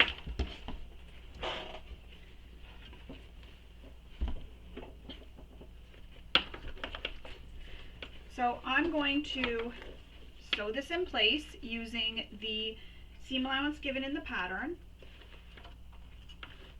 And to make sure my zipper doesn't shift on me, I'm going to start with my needle down. And my scissors on the side here just poked my finger. There we go. Back stitch at start and stop. And sew along using the seam allowance given in the pattern. I'm just going to slide that zipper pull out of the way just so that when I do go to sew my lining, it won't be in my way. Now I don't have a free arm on my machine, so this becomes a little bit more difficult for me to sew, but not impossible. So I'm coming up to where that mark is that I've made, so I'm going to veer my zipper down and then back stitch, and I'll show you how it looks. So see how it looks there, how it comes down? That's what you want. You want it to veer down towards the bottom of the panel, just like that. Now, this is going to be the tricky part, and here's my little trick for this. Zip your zipper up, okay? Now, you want this to be like this when the bag is done, right? You want it to be inside, so we know that. So we have to do this. So zip it up, flip it over so that it comes over to the other side, and if you can add a little clip. So open the zipper a little bit, just a little bit, bring it over, and then I flip it. So I've brought it over and then I flip it, and I'm just going to add a clip, and it doesn't matter if it's not lined up with that line right now, just add a little clip.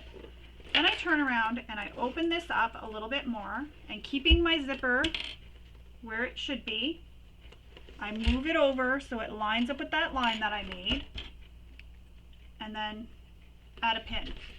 Now I'm going to unzip the zipper a little bit more, and I'm going to continue clipping it all the way along. And this just helps me prevent from getting it all twisted, because it's happened before where I've sewn a zipper in and it's gotten all twisted. Sometimes you can do this without the zipper pull attached and just have the two pieces separated. But this is just a way that I find really super easy. So again, where that mark is, we're going to veer down. So I'm going to measure from that mark for where I need to veer down. And I'm just doing this off a camera with my rulers that hang on my wall. And I know where I need to veer down now, so I've made that mark for where I'm going to bring my zipper down. So that's how it looks. Now if you want to test it out, what you could do is zip it, and I know you've got clips in the way, so you're going to push your clips down into your bag.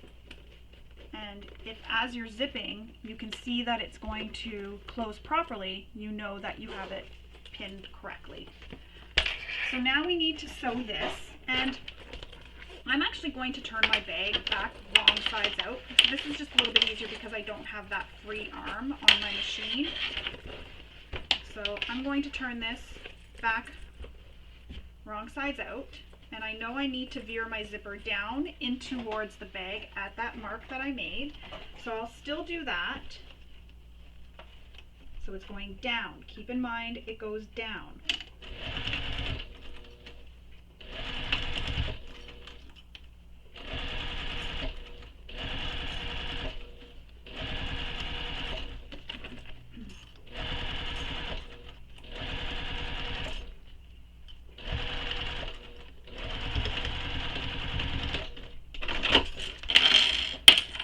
turn your threads. I'm going to turn my bag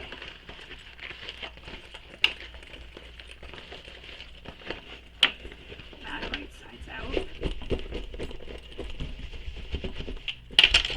Oh my gosh, I really like how this looks. And before we move on, again, you can do another check to see.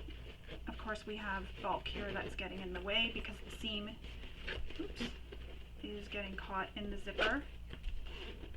So just try to turn it down into the bag, and you can just check to see that everything lines up, which mine does, so it's sewn the right way. So check before you move on, because if it's not sewn the right way, this is the opportunity to unpick those stitches very carefully and then re-sew it in place. Now we need to do the final assembly, which is add our exterior to our lining. And for this part, the instructions do say final assembly, read carefully before you start. So what we're going to do is, with the exterior right side out, you're going to place it inside the lining, which is wrong sides out. Now you want to make sure you match the exterior back C with the lining side that has the zipper pocket. So you don't want the zipper pocket of this to be at the same spot that this zipper pocket on your lining is. So make sure it's in the back. Sorry, why was I trying to put that in there? So place the exterior inside, push the zipper down inside, and you want to make sure that you tuck all the seams in, tuck that zipper tail in. Now you want to line up your center marks, clip them in place,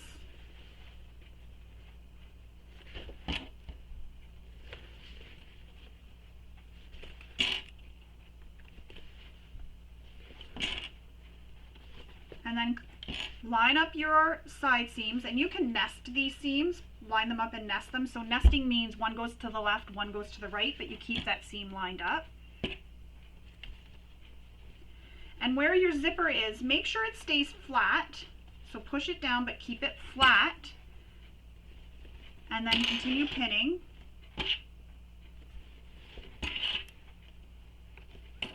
All the way around.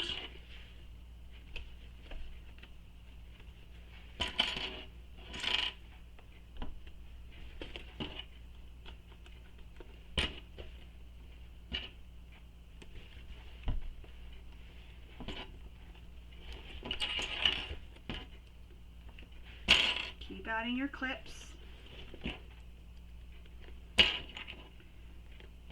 And again, make sure that zipper on this end where it goes veered down is down. You don't want it to be sticking up or in the way or sort of wrinkly or anything.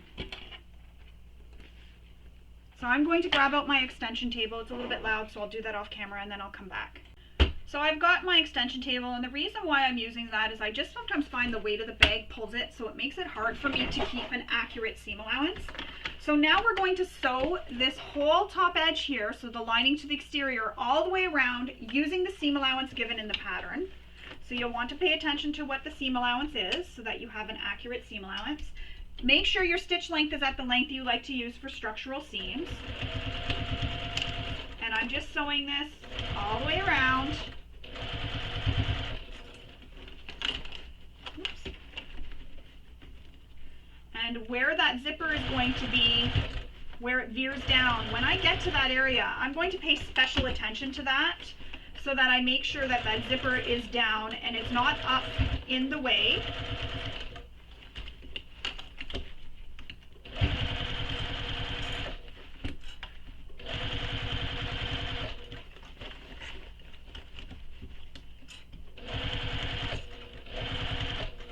So here it is, and I'm going to make sure, so I'm just going to move a clip out of the way.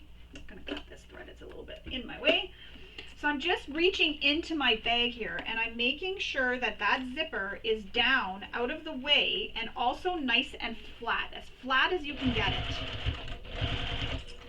So I'm coming up to where it is going to be on the other side, and I'm going to do the same thing. I'm going to make sure it's pushed down and nice and flat. It's worth taking the time to do that.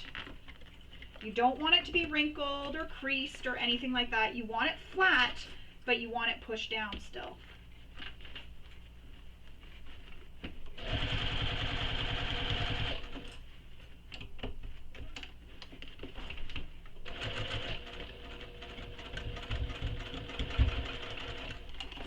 And I'm coming back to where I started. I'm just going to back stitch. And in this point of the bag, I'm not so concerned about trimming any threads because, you know, the bag is going to be turned right sides out. So now we're going to turn it. So reach in, grab the bottom of the bag, take your time, just pushing it out.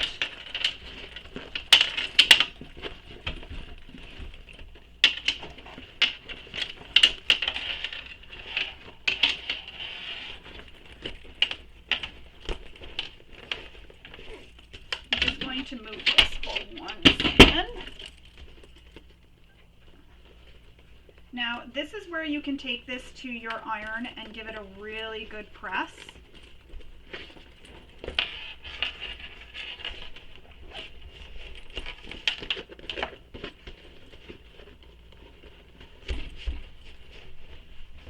So I think I will do that, and I'll press from the inside of my bag because I have the exterior in a vinyl. So I'm going to go off camera, I'm going to go press all around the edge of my bag, and then I'll come back and we will continue on with top stitching our bag. I'm also going to switch back to my regular foot. Alright, so we're ready to top stitch this, and before I top stitch, I've turned my bag back so my lining is out, and that's because, again, I don't have a free arm, so I need to be able to see my exterior, and it's easier for me to sew it this way when I'm top stitching. Now, I don't want to do any back stitching because I've used this white vinyl and I want to have a nice seam. So I'm going to do the same thing we did when we stitched around this zipper pocket here and leave long thread tails and then tie them off. So I'm actually going to start where the cotton is here so that it's black and black thread, so it blends a little bit more where that area is. So I'm going to leave long thread tails, and then I'm just going to top stitch all the way around. And then what I'll do is I'll pull those thread tails through later and tie them off, just like we did when I sewed that zipper pocket. Just be careful when you're going over the seams where it's bulky. If your machine has a hard time or is struggling, use a humper jumper, try a walking foot, maybe a bigger needle you may need to switch to. You can also try a rubber mallet and hammer those seams to flatten them. That often helps too, because what it's doing when you're hammering them is it's squishing the fabrics. It's compacting them, sorry I couldn't think of that word, to make it so that it's not as thick and bulky in that area.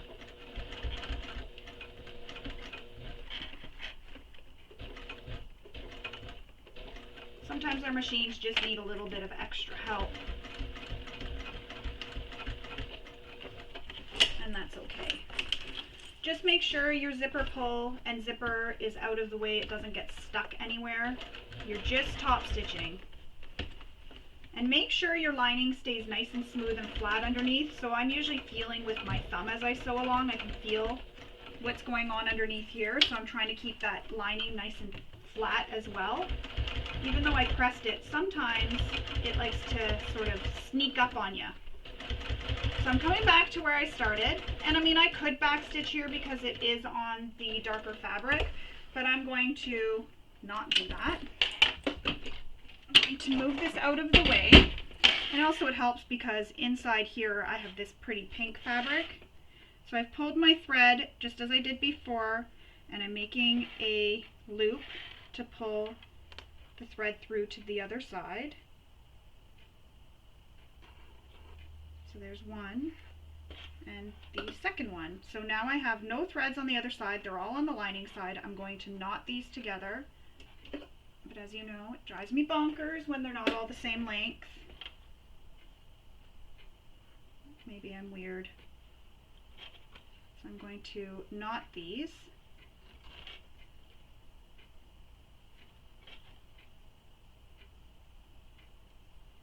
It's just a little extra step to get a really nice polished bag.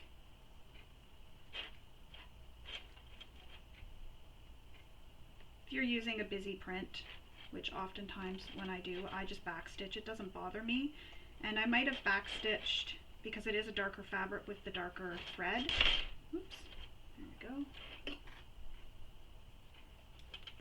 I've got a knot. I'm going to add a bit of glue there just to help that knot stay in place.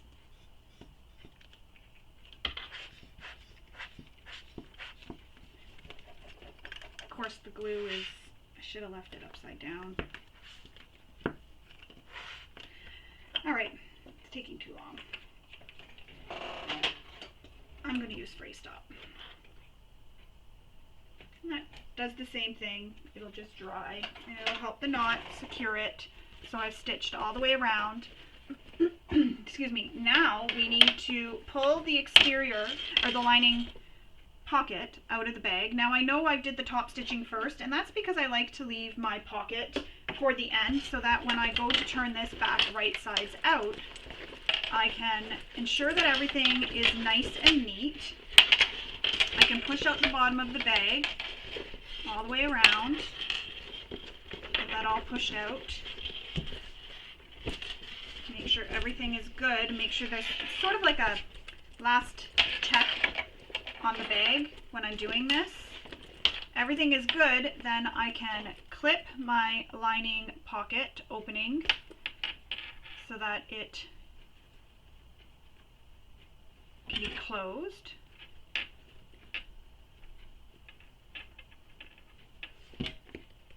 And we'll stitch this to close it. And you'll want to return your stitch length back to your stitch length for stitching structural seams or your bag together. So stitch this pocket closed at the bottom. You could also stitch this by hand if you prefer. I always think it's in the bottom of the pocket. Doesn't really get seen as much.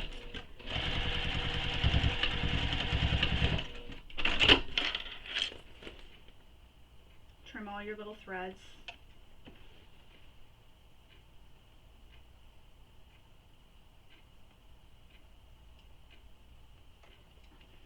Tuck the pocket back in. And I like to push the corners of the pocket into the corner, like right down into the corner.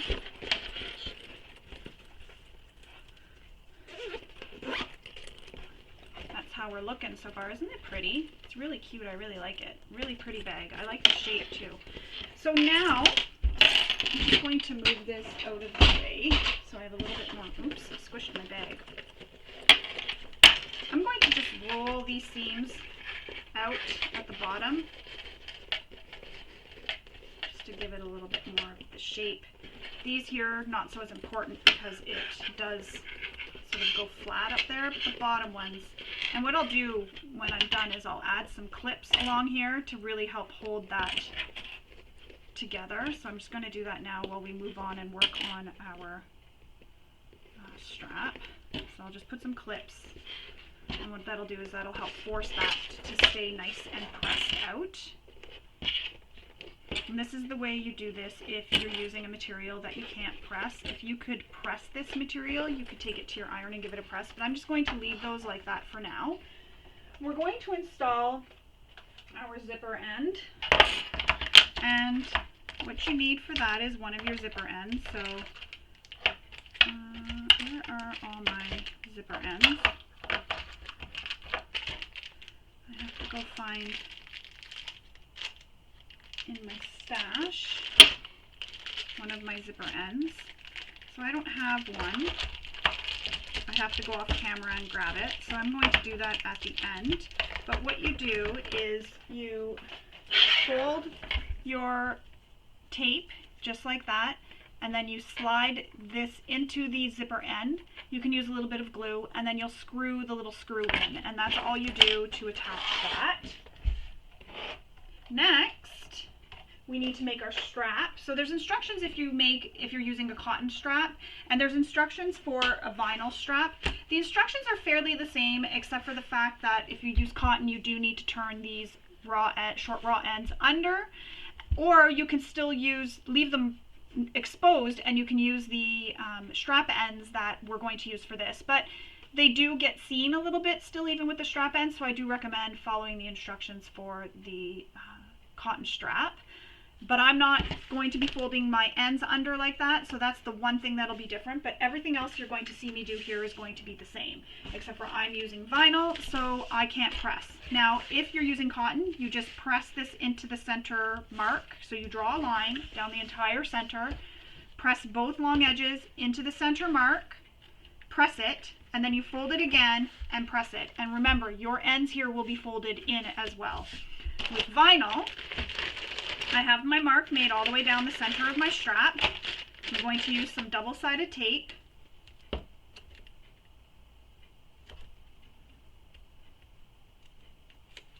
I'm going to place it all the way down my strap.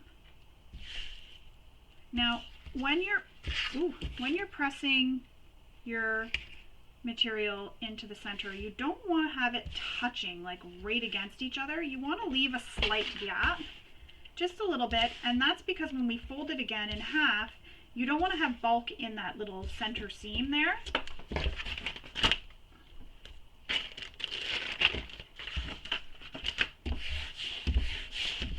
So I'm just pressing that down.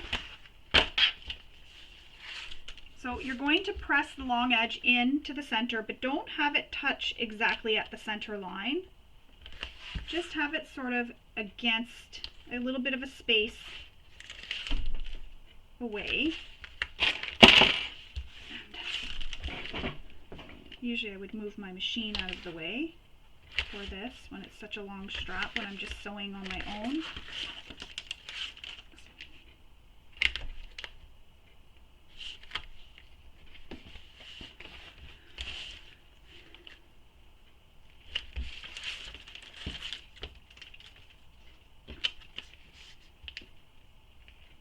So again, I'm not pressing this right into the center. I'm just pressing it so it's almost at the line, but not quite.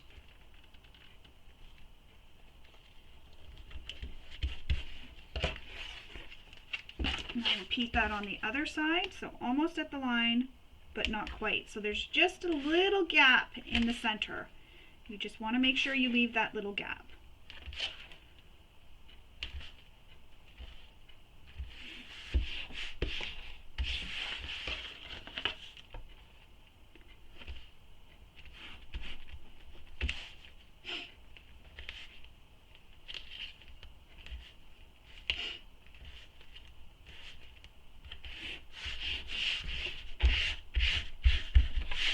And I just keep smoothing it out to make sure that it's nice and smooth.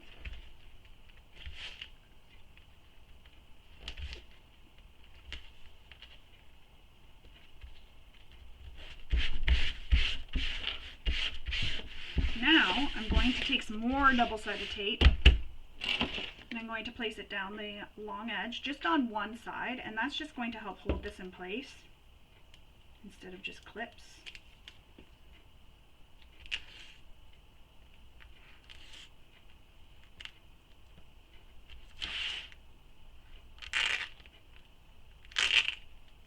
I'm trying to do it so that the tape won't show in the finished strap as well.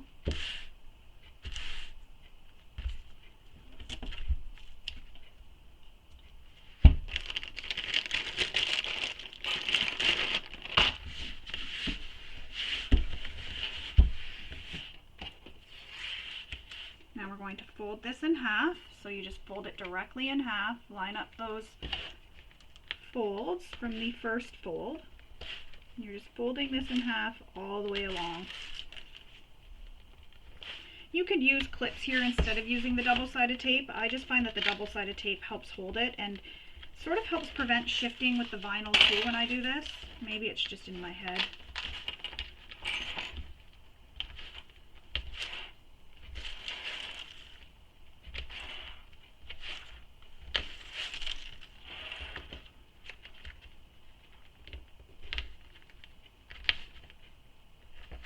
Another thing you can do is, if you really want to make your strap extra strong, you can add some grosgrain ribbon in the center of it, and that helps make it really strong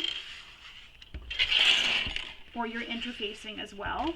If you want a padded strap, you can add foam in the middle. Really, it's up to you. So that's nice and pressed. Now we're going to sew our crossbody strap. So we're going to go down one end all the way to the other end, and then come on the short end and stop. So back stitch and stop, and then come back up to the end we started at and stitch down that other side. And the reason for this is that helps prevent the shifting and twisting that we get with our straps.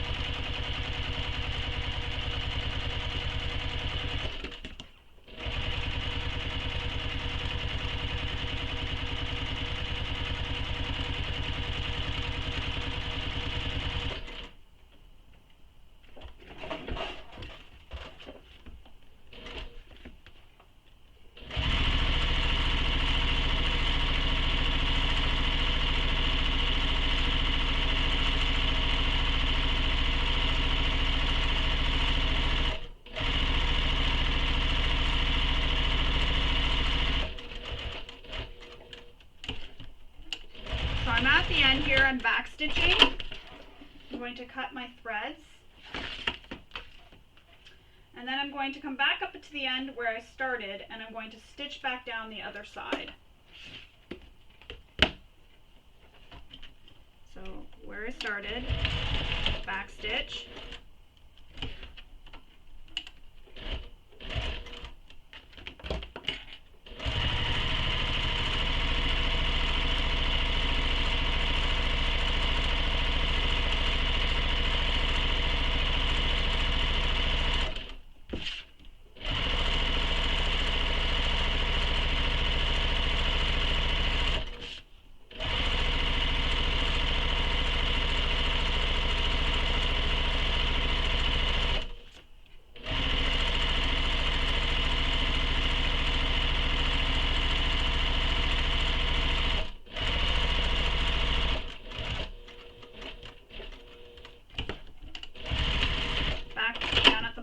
Back stitch, trim my threads,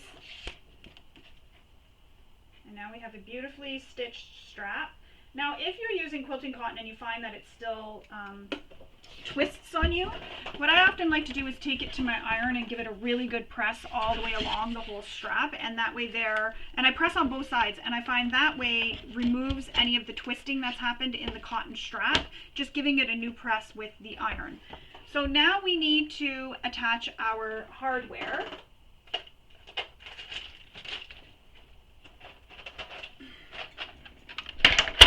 So first thing we're going to do is you need to measure and make a mark. So there's two different marks you'll need to make depending on the fabric you're using, and I'm going to make the mark here.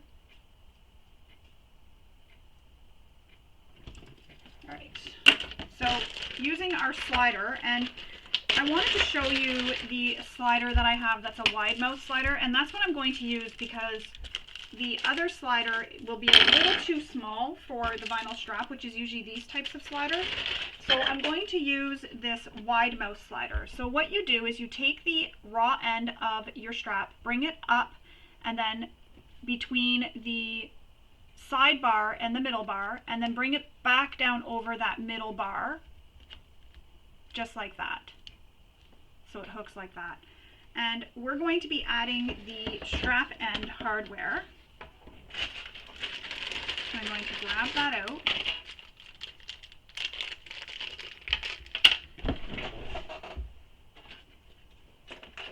I need to, oops. take this open, or cut this open to get my little screws out.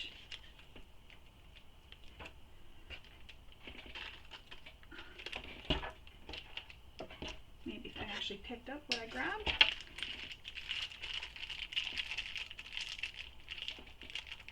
So one strap end, what you will do is you will place it on the end of your strap. For some reason this is not wanting to cooperate, just like that. And I like to use a little bit of glue. Here we go again with the glue. There we go. Put it upside down. Just a little bit.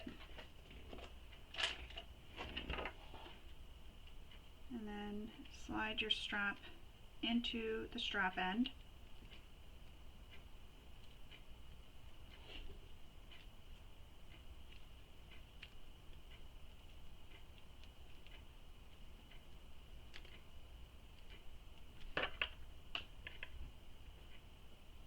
So the glue is coming out and now I've got it on my hands.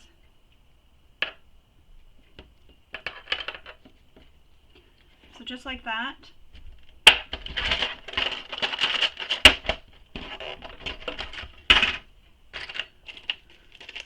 And then we will add the little screws.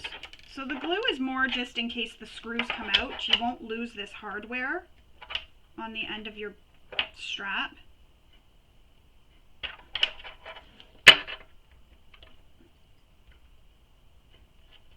And again, I keep my screwdriver against going towards the table with my fingers out of the way, or hand out of the way. It's not in my hand.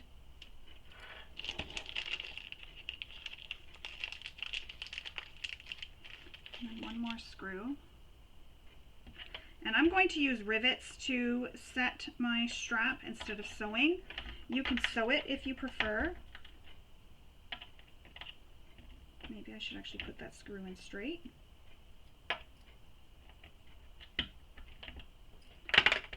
Here's the smaller screwdriver here. There we go. Much better. There we go.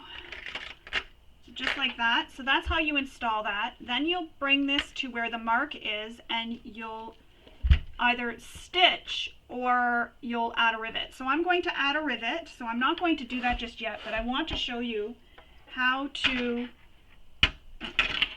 trying to go through the clear plastic. I want to show you how to add the rest of the hardware before I go off camera and finish. So we have our little swivel hooks. So with the swivel hook against so the hook part will be against what will be the exterior side of your strap. So I lay my strap out and I know that this is going to be the side that's going to end up getting covered or folded up over. So this side here is the exterior side, this is the lining side. So lining side, exterior side. So I want the swivel hook to be on the exterior side, so I slide it on. See how it's on the opposite side of my strap slider right now. I know if the strap slider was this way, but see the strap end and the slider, that's what I want. Now making sure my strap isn't twisted, I'm going to bring it up again through the slider, over the middle bar, back down, just like that. You have a piece like this, and again, slide your slider on, you'll add your hardware, and then you can clip it in place. You can use a rivet or you can sew it if you prefer. So I'm going to go off camera. I'm going to add all my hardware and everything, and then I'll come back and we will continue on with attaching it and doing all the last few steps. So our strap is all done. All that's left to do is to clip it to our bag. I also removed those clips on the bottom. And the other thing I did was I went and I added my zipper end here. I went and found the hardware that matched. So I added it. You can give it a really good press again if you need to. Make sure everything is closed up. And there's our Mysa Crossbody Bag by Bagstock Designs, all done. It's a really sweet little crossbody bag. I really like the shape. It's different having these connectors here instead of, hidden connectors or strap anchors here. I really like that idea. It's really nice and it adds a different look to the bag. So now your bag is all finished. It's ready to be taken out and shown off to the world. But before you do that, don't forget to take some pictures of your bag and post it on social media. Also use the hashtags that are given in the pattern so that we can easily find your bag and be able to ooh and awe at it with you. I really do hope you enjoyed sewing along with me and maybe picked up a few tips and tricks along the way. Thank you for sewing with me. I hope you all have a wonderful day and happy sewing. Bye.